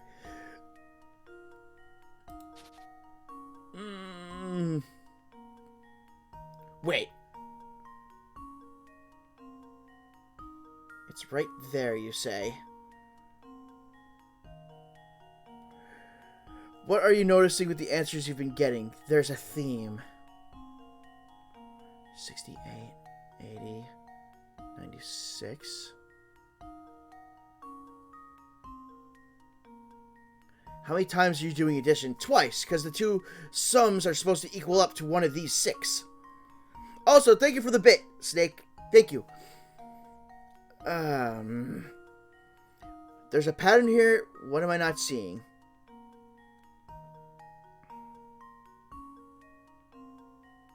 Wait a minute. 2 and 0, 0 and 2. 22. Flipped around becomes 0, 2, 2, 0. 22. Add those together is 44.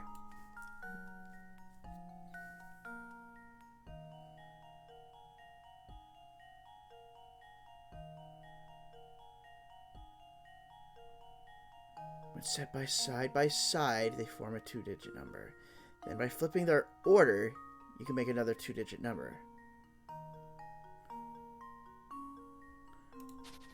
Try another sum. What the answer tells you. Hmm.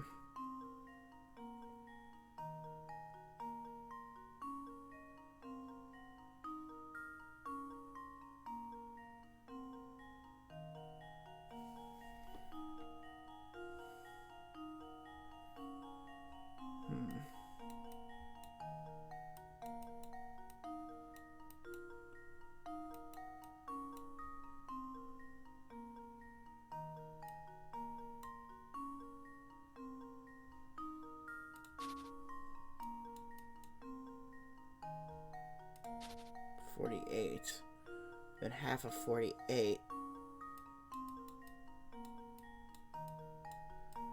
to 24.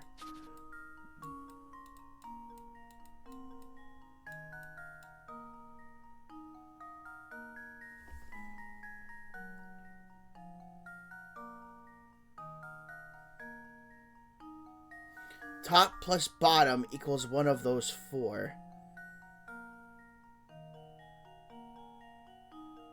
Oh, I get it now. I get it. So these two, when flipped, become that. Okay. Now I understand. Which, technically, wasn't I doing that before?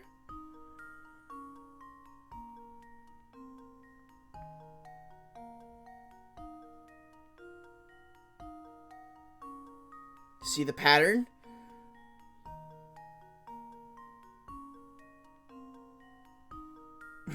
You were, yeah. You're missing the pattern. Urgh.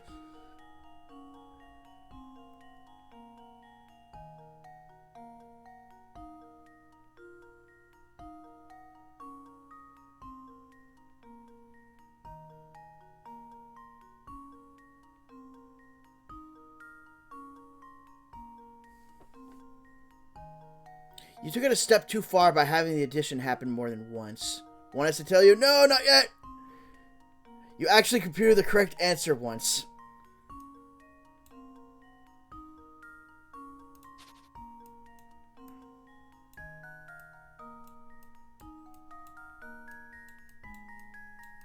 That? Is it that?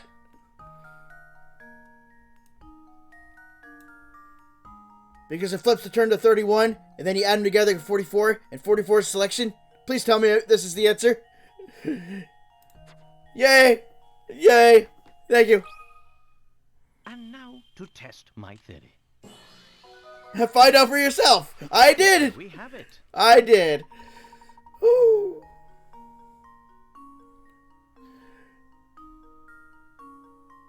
Nope, that pattern went way over my head. I had no idea of the pattern.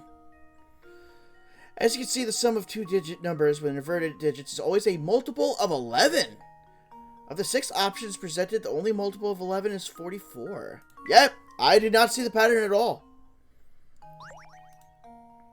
Alright, and that's it for Granny Riddleton. Again, math and me don't see eye to eye. There's nothing I can do about it. Alright, now we can go to the museum.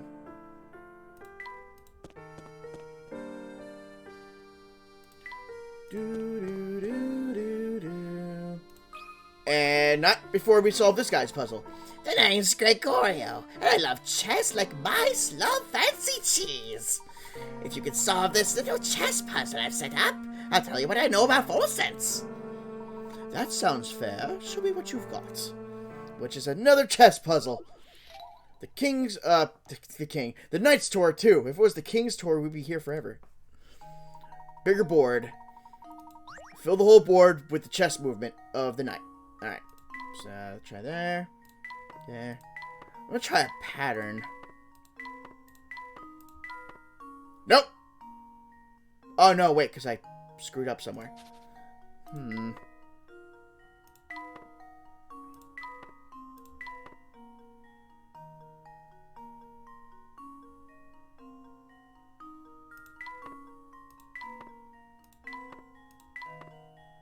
It's gonna be a lot of trial and error.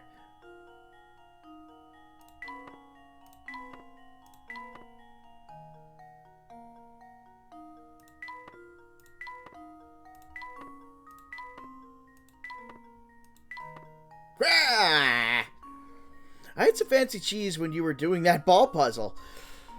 I'm not super big on fancy cheese. Give me some mozzarella and I'll be happy. Although I have been in love with Colby Jack as of late.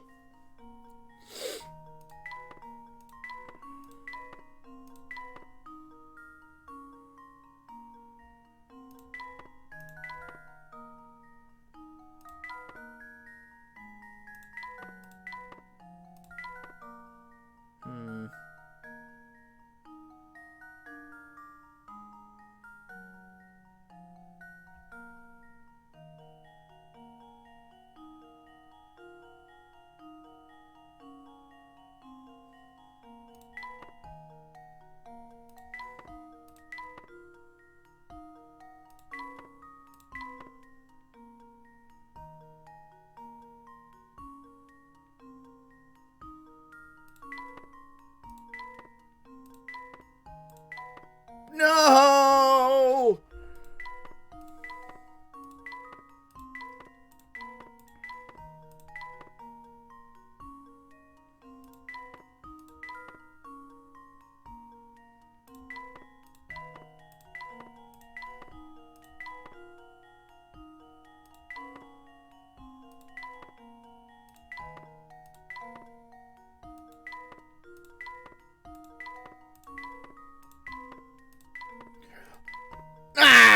Dang it! I feel like I get it, but I don't.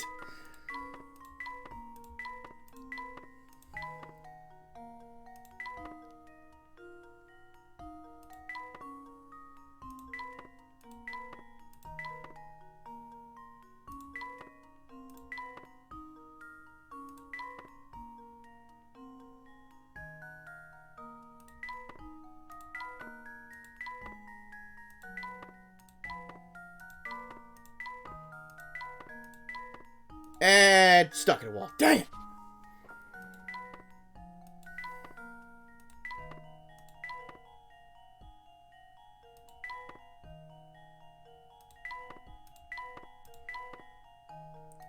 Alright, so not that way.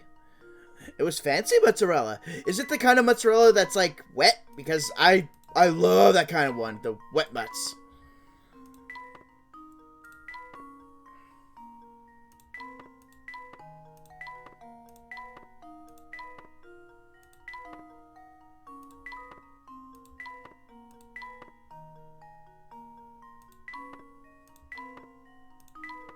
Ah, dang it.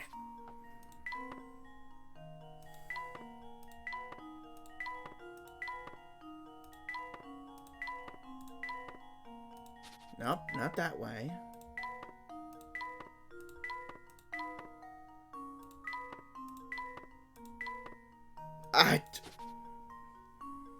It also had some seasonings on it. If it has tomato too, then I know what salad you're eating. And I haven't had that in a very long time. Not since since I was living in the old town I was in. It's a shame too that I did it again. That business isn't around anymore. Neither is the building.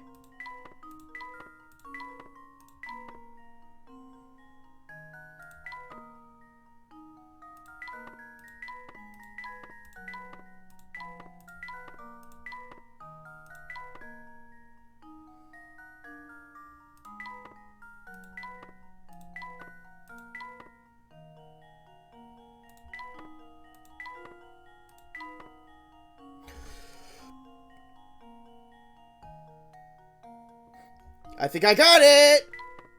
Yes! Yes! Yes! Yes!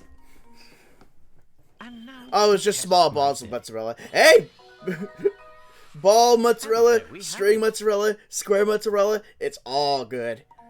Well done. Sharp thinking, sonny boy.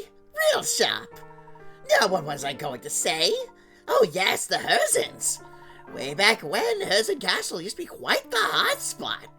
The rich folks would throw balls there. Now, though, no one will go near the place. The castle supposedly got a vampire living in it. But I wouldn't give for things to go back to the way they were. We got another diary key, which we actually gotta start reading some of them entries.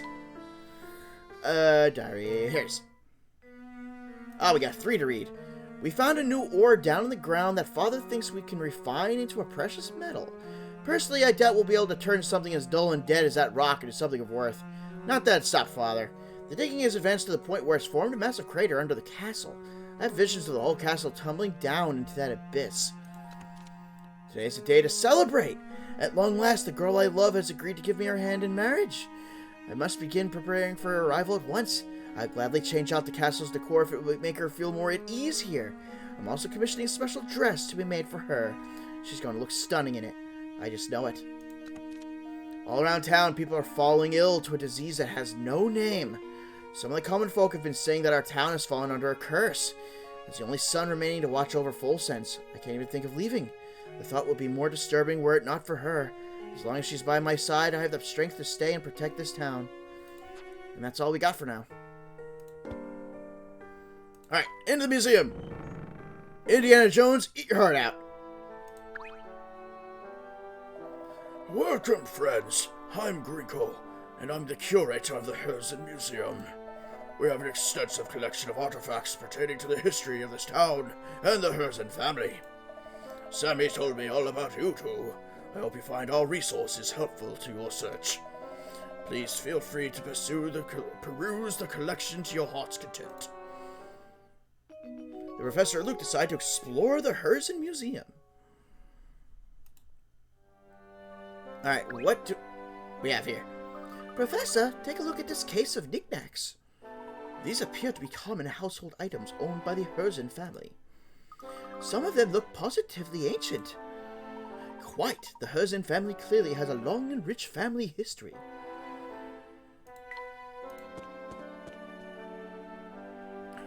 Ooh. I see you've taken quite an interest in that picture. Is this what I think it is? It's a photograph of the entire Herzen family, who are responsible for Folsense's legendary wealth. The distinguished older gentleman on the left is Duke Herzen. His youngest son, Frederick, is in the middle, and his eldest son, Anton, is on the right. That Frederick, that's Mr. Beluga, the founder and owner of the Military Express, is it not? Oh, you know him? Well, in addition to owning a railway, Frederick is a friend of mine and owner of this museum. It's a sad story, really. He cut all ties to his father and left town 50 or so years ago. When he left, he took a small portion of the Herzen wealth and used it to start his railway. Yes, Frederick is quite a study in contradictions. He dislikes his father enough to change his name, but he returned to Folsense to found this museum. Did the feud extend to all the members of the family? No, Frederick and Anton were always quite close. But their relationship with their father was never the same after that fateful day. What day was that, sir? The day Duke Herzen discovered the vein of gold that brought so much wealth to Fulsense. He was a different man after that. Something changed him. Greed. Yeah, greed, perhaps. Well, yes, that. But there was something more than greed infesting his heart. What do you think that was? No. I think it's best if we end this chat here. It's not my place to speculate about what goes on in the hearts of other people. Of course. Tell me this, though, if you can. Where is Anton now? That's a good question. I've heard rumors that he might still be living in that old castle. But I can't imagine anyone would live in a place so run down that people would call it a vampire den. Gracious, look how long we've been chatting. I think it's time for me to get back to work. Please look around for as long as you like.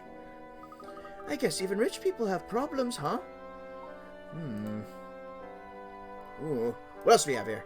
This place looks like the fortune teller's house. Ooh, I was also going to say, we have a camera. This place shows a lot of stuff. Do you suppose it's a picture of the late Duke? I believe so, yes. The old Duke Herzen died a while back and left behind a massive fortune. If he's gone, who is this vampire the whole town's talking about? Sammy mentioned that Mr. Beluga had an older brother here. I'd say he's likely the man at the heart of all this talk. But if he's Mr. Beluga's older brother, he would be old and feeble by now. I thought vampires didn't age. Picture? Click, click. Is there anything else here of interest? Nope. No, nothing of interest. Anything else you have to say? Nope. Look around. Am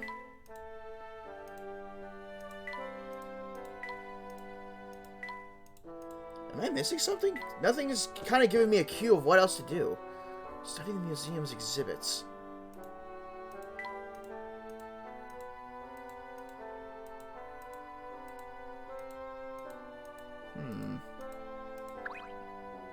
Back to the photo? No, this is the same chat. Maybe we are done here. We haven't examined everything in the museum just yet. Looks like, let's look around a bit more. Alright, so we definitely have missed something. Oh, duh! The giant-ass statue in the back! That's one impressive statue. I guess that must be Duke Herzen, huh? This entire museum appears to be dedicated to celebrating his achievements, so I'd have to agree. But wait a second, I thought Mr. Beluga owns this place. Yes, I believe that's the case. Isn't it funny that he built his whole place to honor his father? Maybe he's not so bad after all. Is there still more to look at? Oh, here we go. Correct if you're looking for the Elysian box. Yes, that's right. Would you happen to know anything about it? I'm sure you already know that the Elysian box is a Herzen family heirloom. At Mr. Beluga's request, I've been researching the history of Fulsense and the Herzen family. In doing so, I uncovered a secret in this town's history that reveals the truth of the Elysian box. Intriguing. What is the secret you speak of? It's easy to ask that question when you don't know what you're getting into, Mr. Layton. But if you thirst for the truth and are ready to face it, you do well to visit the town mine. Many miners used to keep little journals down there to document their time below ground. If you can find one of those, you'll have a first-hand account of what transpired back then. Thank you for the advice. We'll go look for ourselves. Come, Luke, let's head to the mine. Completely by ourselves, no gear, no spelunking experience of any kind, going into a mine to find a journal. We also, speaking of journal, have the ability to read a new journal entry. Oh, this wretched life of mine. The girl I loved and to whom I was betrothed has abandoned me and fled Volsense. Did all that awful talk of curses scare her off? Or did she really truly leave me to be with someone else she loves? Either way, her betrayal cuts me to the core. I trusted her, and now I'm lost. Where do I go from here? What's left for me? Starting to slowly spiral downwards, isn't it? Kind of like how his little wavy finger is like a spiral. Although technically it's just a circle. But you get the point. Alright, we gotta go make this guy some tea, apparently. What seems to be the matter, young man? Well, I was stressing about something that happened a while ago. It's nothing, really. Just the same, how about a cup of tea? Who knows, you might feel a little bit less glum when you're done. Well, I guess it can't hurt. But you should know that I won't drink just any old swill. I might look young, but I've got a palate as refined as an adult when it comes to tea. Duly noted. I'm sure we can whip something up that will pleasure that sophisticated palate of yours. Which I believe we actually have a tea for it. Which one was it? No. Complex tea is ideal for discerning adults. Yeah, sweet, sour, and a little bitter. Perfect.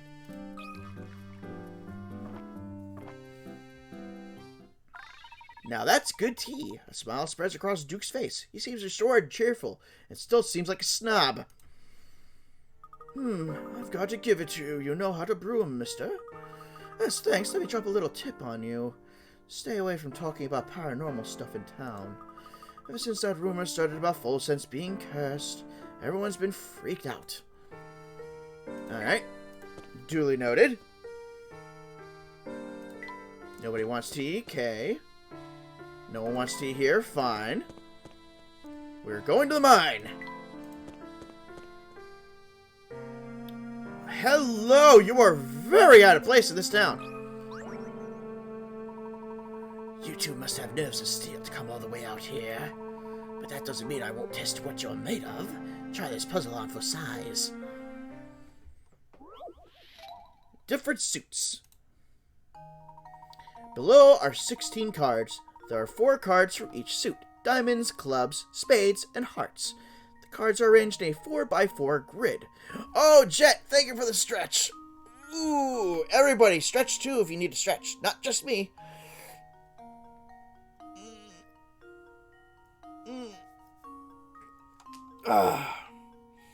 Let's see. Arrange the remaining cards so that each vertical column, horizontal row, and diagonal line of 4 cards contains 1 card from each suit. Tap a space to place a card there or to change a card's suit. So, like that. Okay.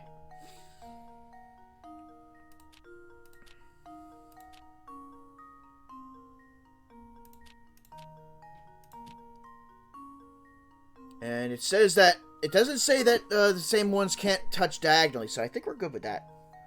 Oh, is this basically Sudoku? Pretty much! For something to read perfectly across, down, and diagonal.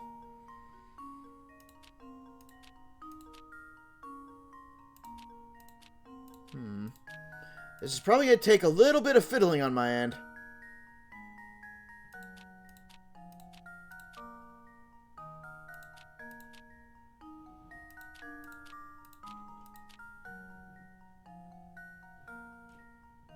Let's see.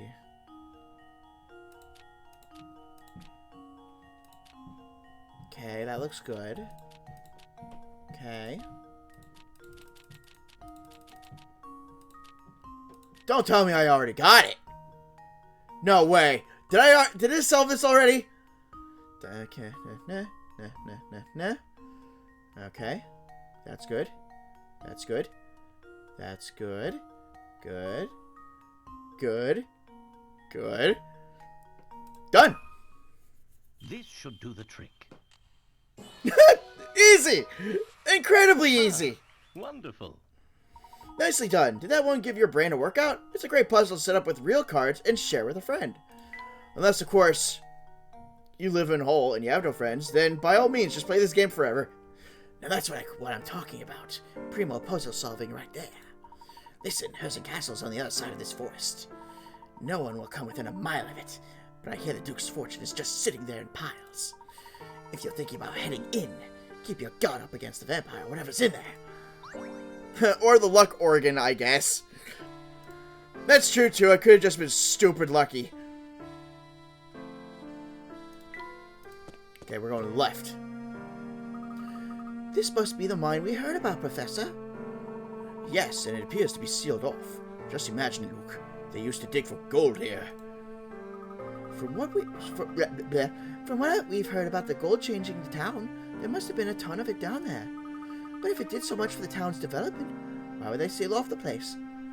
That's a question we might be able to answer if we can find some account of what transpired here. No sense in any more speculation. Let's venture in. With no safety gear of any kind, as I said earlier. Alright, we're going in. Explore the mine. Hey, coin. And a big door. What does this meter measure? This door isn't going to open, Professor. Yes, it would seem we need to solve this puzzle first. Because, of course, it's a Layton game. The gear switch. The button that opens the door in front of you is buried deep within this machine, so you can't push it directly. However, by pulling the knob at the top to the left or right, you can move the various gears and plates in the machine, allowing you to press the button at the bottom in order to hit the open button should you pull the knob toward A or B. Okay.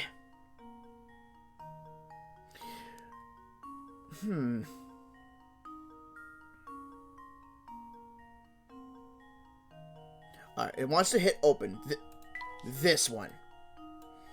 So it's going to have to go in that direction, which means the gear will be going that way.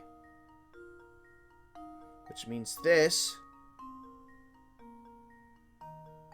has to be going that way. And if it's going that way, that means this is going this way. Which means that's going that way. And if it's going that way, this will be turning that way. If it's turning that way, this will be going counterclockwise.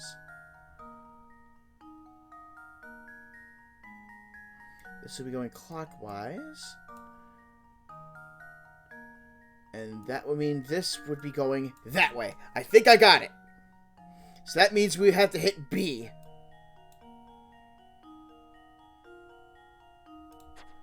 B. Consider this puzzle solved. Hell yes! And there we have it. Nicely done! Moving the knob toward B will spin the gears in a way that causes the bottom lever to hit the open button. Since there are only two possible answers for this puzzle, you could have just guessed. But we're sure you thought the problem out before answering, right? Right? We'll know if you were cheating. Excellent. The door is now open. Let's proceed on.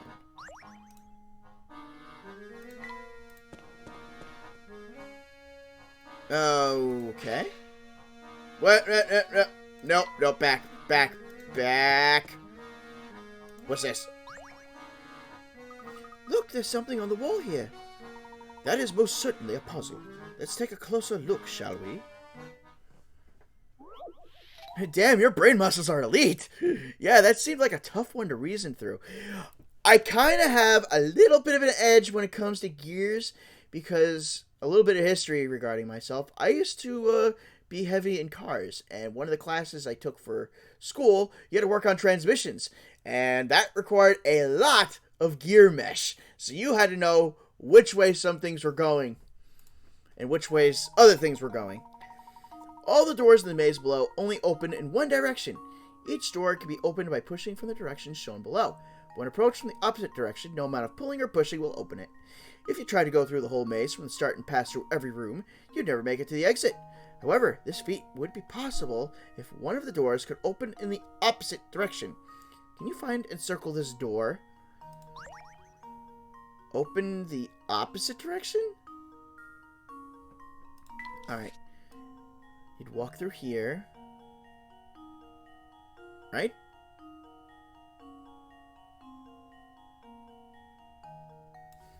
Wait. Only open in one direction.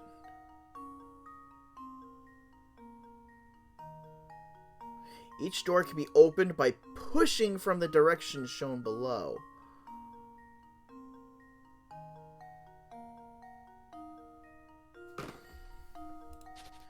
So, push that way, push that way,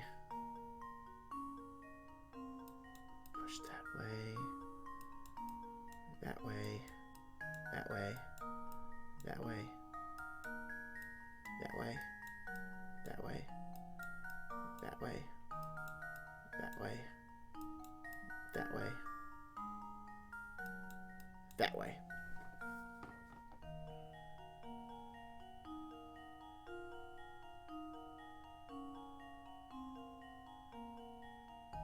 Or it could be opened in the opposite direction.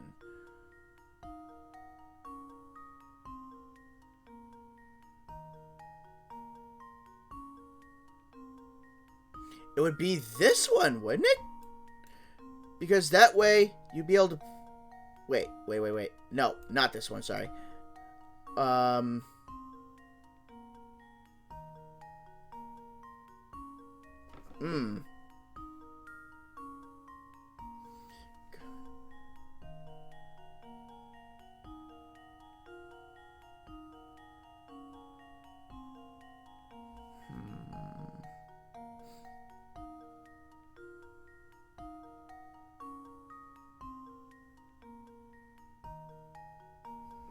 Which door?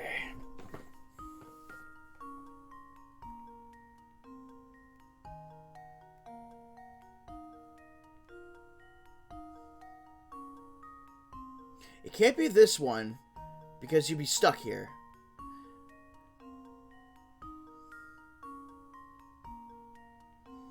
Jet thinks they see it. Alright, so first one you'd be going through here. Then there. If this were to be changed, this would become 3. But then you go around, but you'd still need to get here.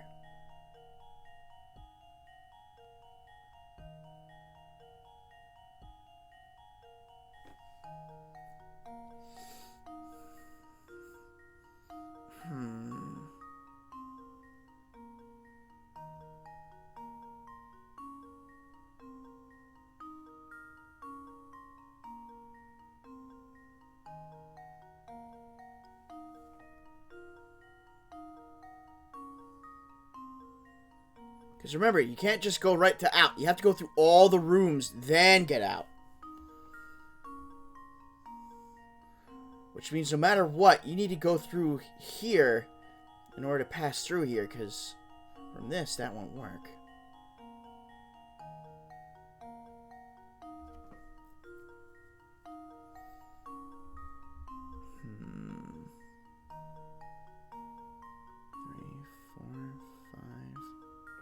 I noticed that while they say to pass through all rooms, they don't say that you can only pass through each room once.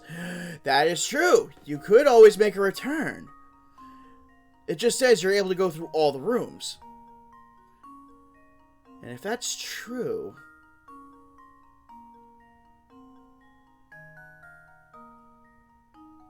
then that would mean if this one here were to be changed, you go through here... then here, then around, then back through again, and you're out. So, that door. So, go through here, there, go around, go through the doors again, and you're out. Here goes. Yes! Layton's apprentice. Thanks for that little bit of once tidbit again. information, Jet. I didn't realize that one. And that's exactly what it showed. You'd have to go around and loop again to go out. You have to pass through every room on the way to the exit to solve the puzzle, but no one ever said you can't pass through the same room twice. Reading is fundamental, children. I finally solved it. Still, it's odd, Professor. Why would someone go to the trouble of placing a puzzle down here? Perhaps the miners made puzzles to pass the time between shifts as they worked in the mine. Oh, we got another key for a journal. Alright, what we got? Ever since she left, Father and I have been at each other's throats day and night. The mysterious disease plaguing our town continues to drive people to flee their homes for a safer life elsewhere. And you do smart. You are smart. You're not just for this game, you're a smart person. But you're also been a huge help with a lot of these puzzles too. I feel like I could have weathered the storm. I still ask myself why she left this town. If she truly loved me, then why did she leave?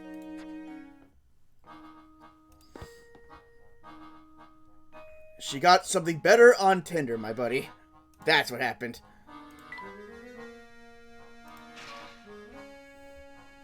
Alright, what could this be? What could this switch be for? I do hope this isn't part of the lift. We're about to find out with this lift. Did I just go backwards? Yes, I did. We'll need to get this lift running again if we want to head farther into the mine. But how to do that? Aha! I see some severed wires over here.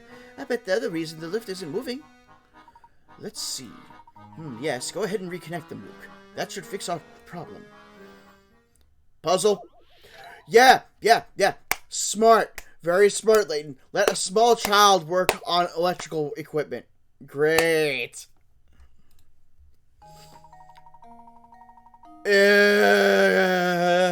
the fucking ball puzzle, but double the fun. The circuit board for the elevator contains a puzzle. According to the instructions, you need to make the blue and red balls switch places in order to restore power to the elevator. Are you up to the task? Yes, go fiddle with presumably live wires. Also, just rip the ball out of the thing. Just rip them out and switch the spots.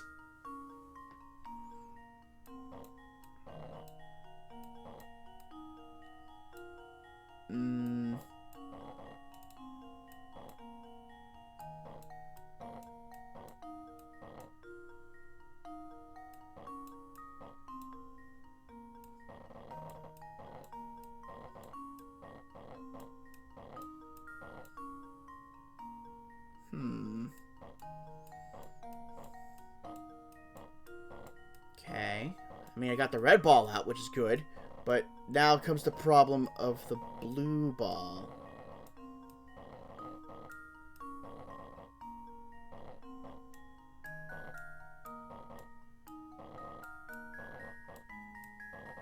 No! Nuts.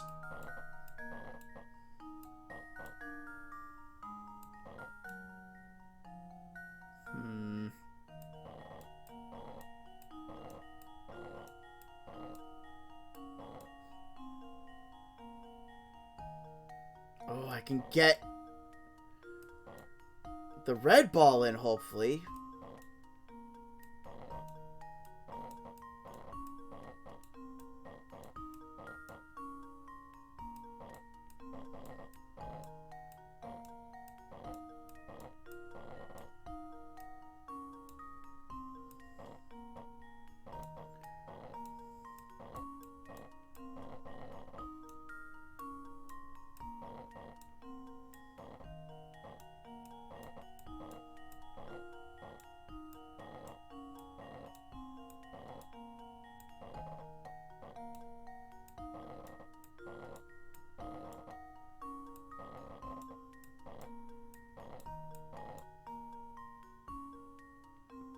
Crud!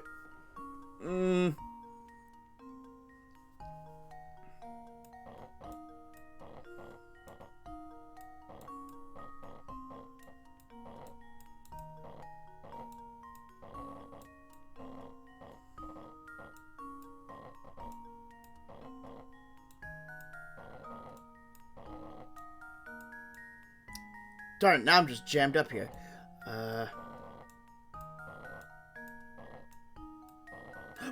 Wait! Yes! Yes! Woo! Just leave it to me. Piece of cake. Leave it to me, the world's youngest electrician. How many moves did it take to complete this task? If you're really good, you should be able to solve this puzzle in as few as 12 moves. Oh, listen. Do you hear that? It sounds like the elevator's up and running again.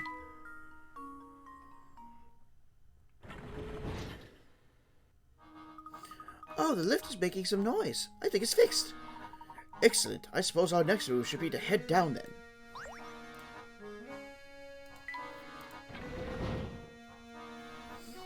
Ooh, big vault. What do you think, Luke? Could this safe hold some of the journals that Grinko mentioned? Well, we won't know until we open it, but how do we open it? The lock is rather complicated. Let me see if I can decipher the code. Which means a puzzle. The old safe. Ooh. Find the 4-number code that opens the safe. You can use the numbers 0 through 5 in your answer, but each number can only be used once. The small lights next to each row of numbers are the key to finding the code, as they tell you how much in common that row has with the final code. Each white light indicates a number that matches one in the code, but is in a different place within the sequence. An orange light indicates a number that is in the code, and it's in its correct spot.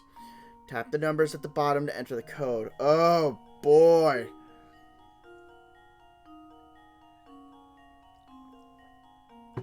Huh.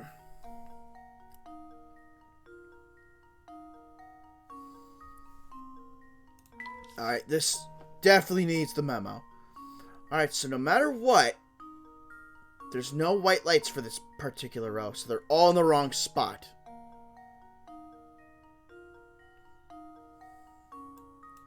So no on that one, no on that one, no on that one, no on that one.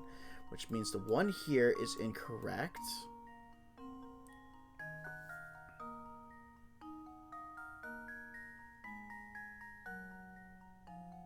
Okay.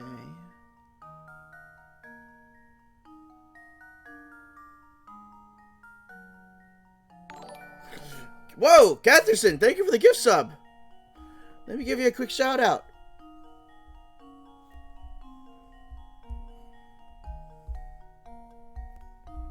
Because right now we're playing a freaking numbers game.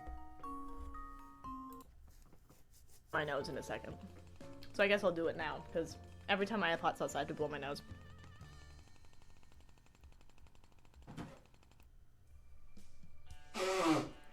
Blow that honker. That really scratched my throat in a good way, that bending eagle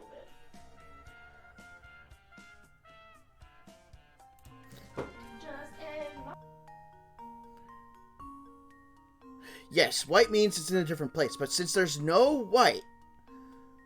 Oh, wait, yeah, now I see what you're getting at. So what's the best way of tackling this?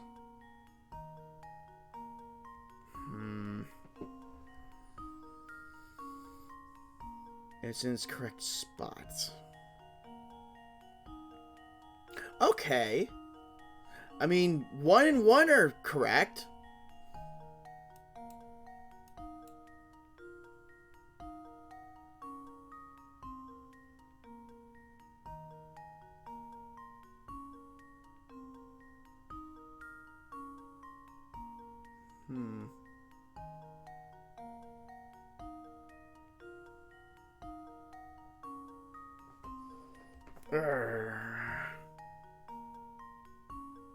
It's in the code and it's in its correct spot.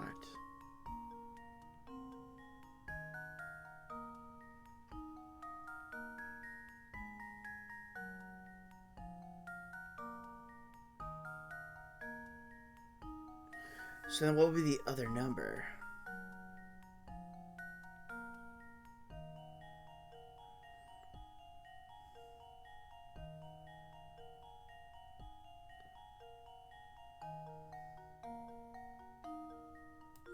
So let's X that out and X out that.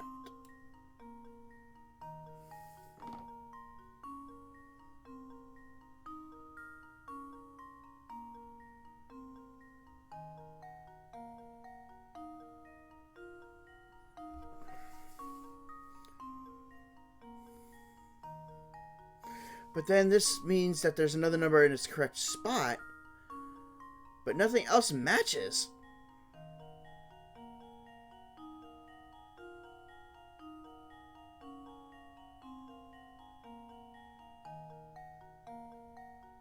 Which would probably mean that for the rest of them, it'd be incorrect in a particular row.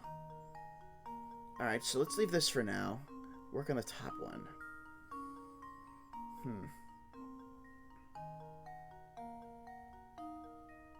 Wonder if it's the 5. Okay. Which should mean the 2 is out and the 1 is out.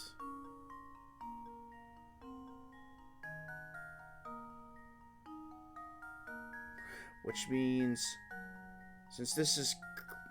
No, that's X'd out. That's X'd out. Okay.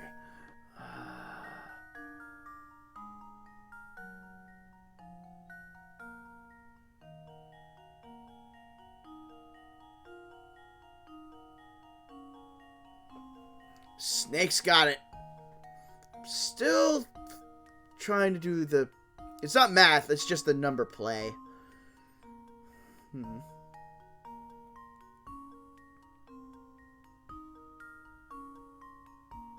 Oh, actually, this means that these two are incorrect, right? Yeah. Oh, wait a minute. No, that would mean they would be in the wrong spot. So technically the 0 should be here and the 4 should be here.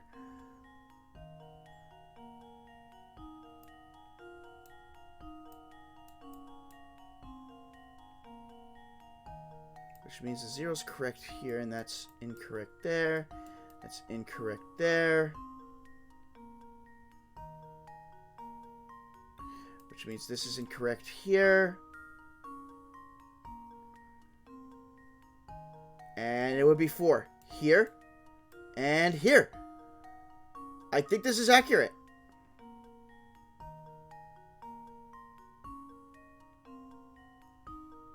I think it's 0154.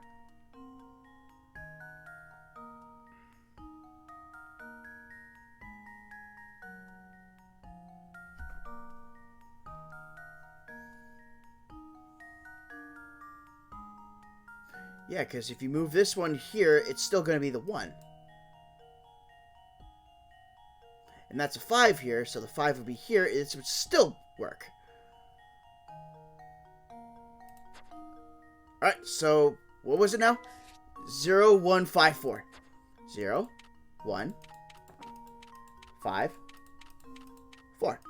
Open says me! To test my theory. Woo! Huh. Wonderful. That's right. The code is 0154. Some people solve this by entering numbers haphazardly until they stumble upon the solution, but it's much more fun to think your way to the answer.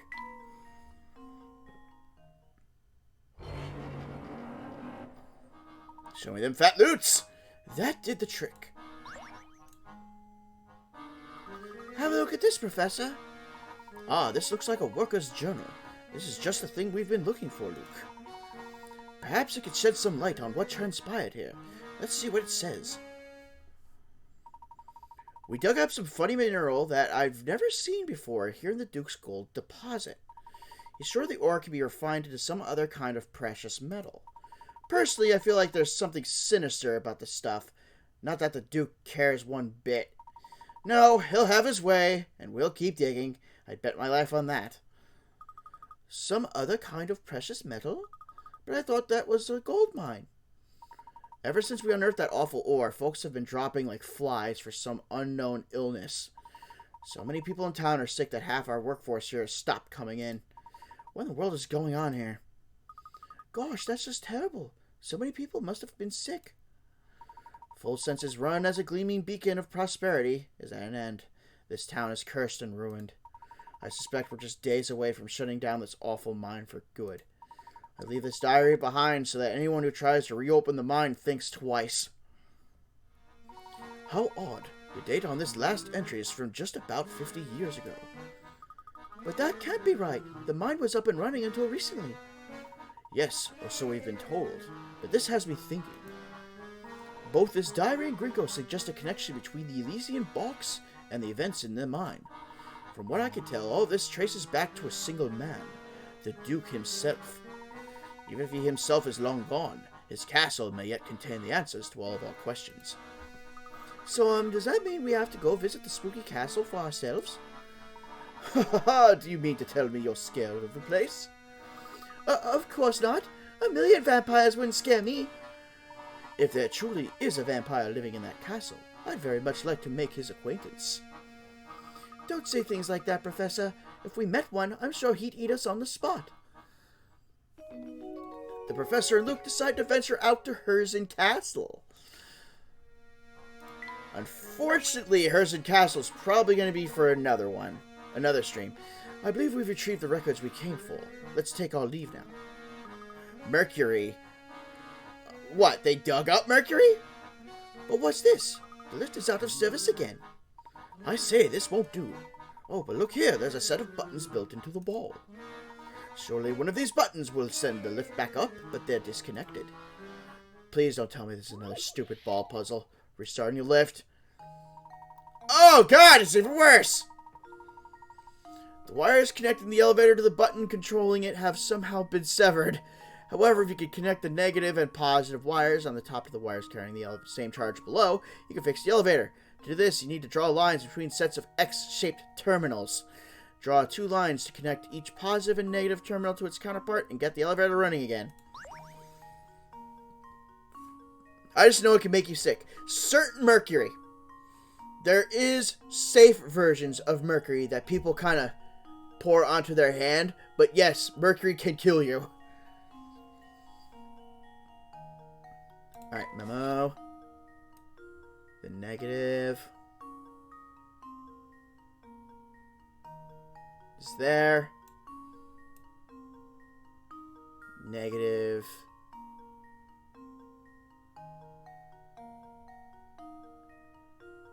is here. Okay. And now for positive.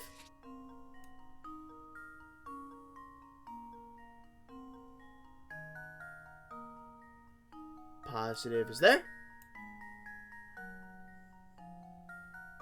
And positive is there. Done.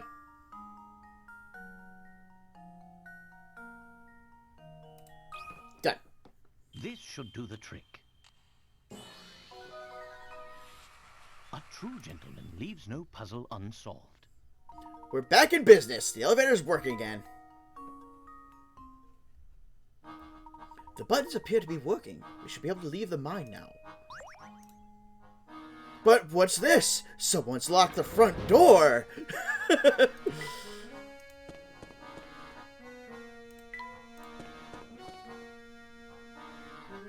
Oh, you are back again from the first game!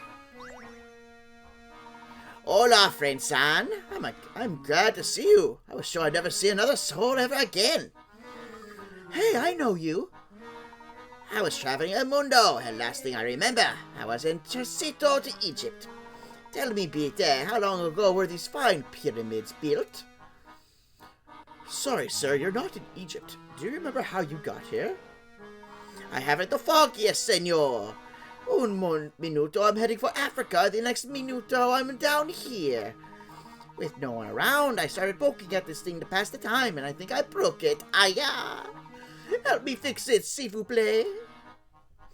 This guy travels everywhere, and that blend of languages makes it even better. Balancing ornaments. Small ornaments dangle from a metal bar, and they've thrown the bar off balance. The 5 ornament strings are spaced equally apart, and each of the 3 types of ornaments weighs a different amount. The heaviest ornament weighs the same as 3 of the lightest ones, while a medium ornament weighs the same as 2 of the lightest ornaments. Place one of the 3 ornaments in the rectangle. Okay, this is another numbers game. And what's showing is that the left side is definitely heavier. I spotted Spanish, Japanese, French, and German. I don't even keep track with that guy. He's just literally all over the map. Alright, so heaviest ornaments weighs the same as 3 of the lightest ones. Yep, and medium weighs 2. So this weighs the heaviest, so let's do that. Let's make these 1.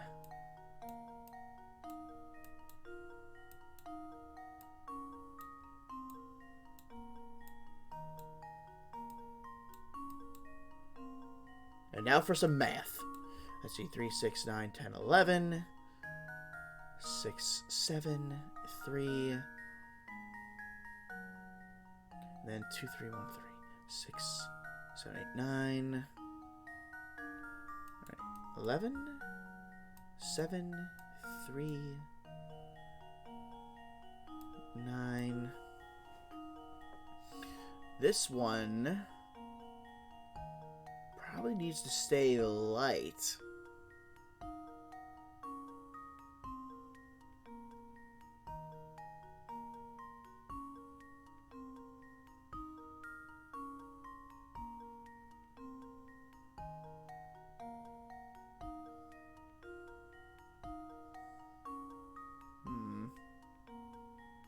Yeah, because if it was a 4, it would be slightly heavier than the 3, and it would be tilting a little bit that way. So I believe we need a ball.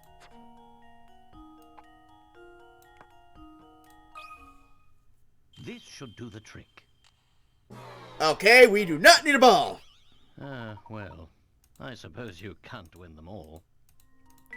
So instead of the ball, maybe it's a moon. Ooh, that hurts. Consider this puzzle solved. There we go. A true gentleman. I must have gotten the puzzle number unsolved. labeling backwards. Damn. Good job. The crescent moon ornament is just heavy enough to balance things out.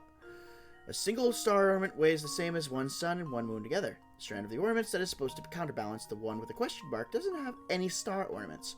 But if you compare the ornaments as shown above, you can figure out what you should do for the space. Pretty sure the ball is a sun. Well, technically the sun is a ball of fire, so I'm calling it a ball. Oh, wunderbar! A million arigatos, mine ami. Now I can finally leave this musty tomb. Wow! Let's see. Wunderbar, German. Arigato, Japan. Mine ami, France? Oh, we got another entry for the journal. Let's see. My father fell ill from that sickness and has passed on. I also heard that many of the people who left Volsense have formed a small village a safe distance from town. I imagine she lives there now, too. I've decided to send her a letter. As Duke, I can't leave town. But I've entrusted my message with the man who is passing through town. Now, all I can do is wait for her reply. German, Japanese, German, French. Okay.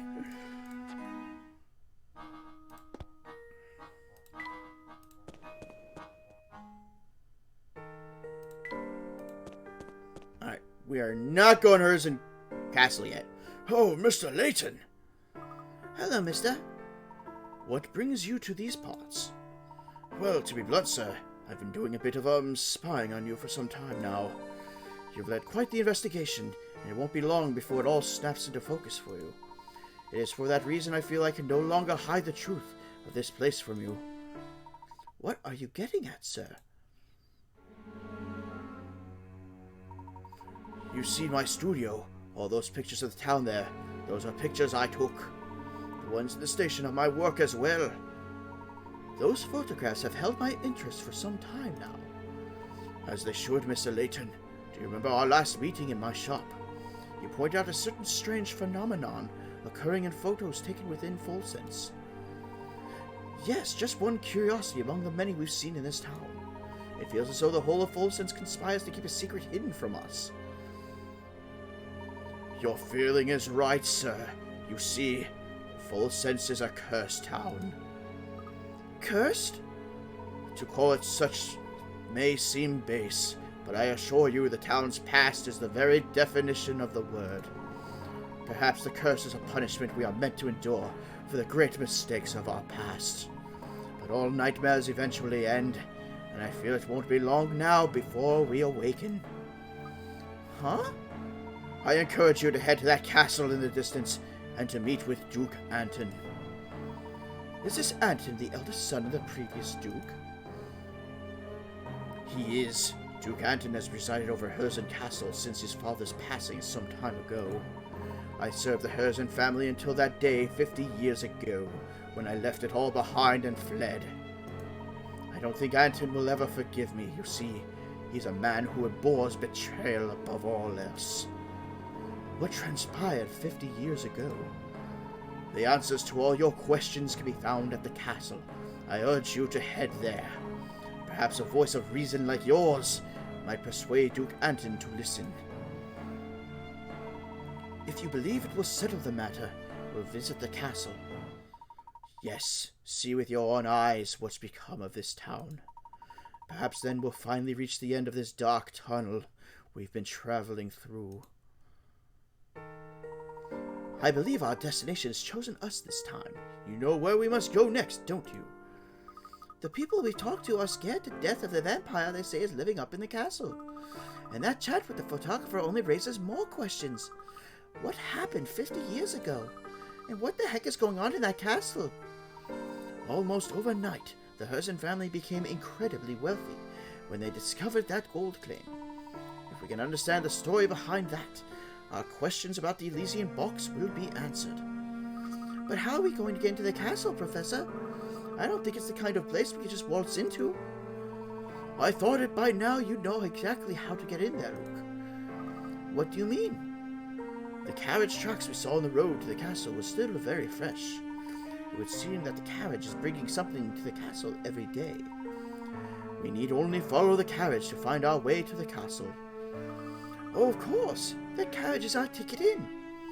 Now you've got the picture. I'm ready to go whenever you are, Professor. Just lead the way.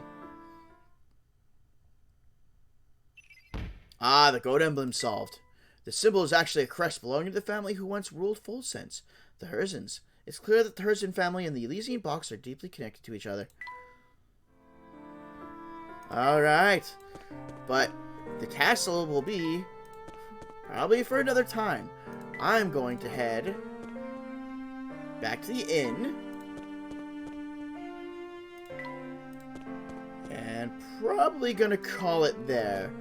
And then next stream will most likely be the finale for this game.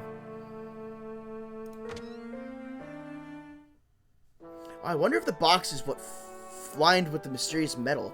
That could explain why opening could lead to death. Or contained it. Alright, we're gonna save. Which is good, because, wow, I haven't saved in a while. Alright. We're gonna find a raid target for tonight.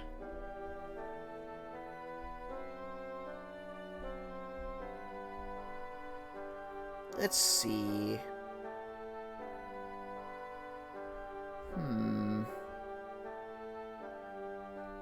Wow, there's not very many people on tonight, huh?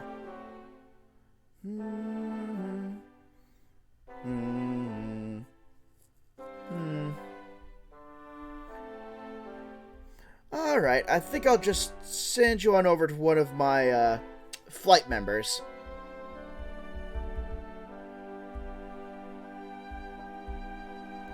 As soon as I spell his name right, because I never can.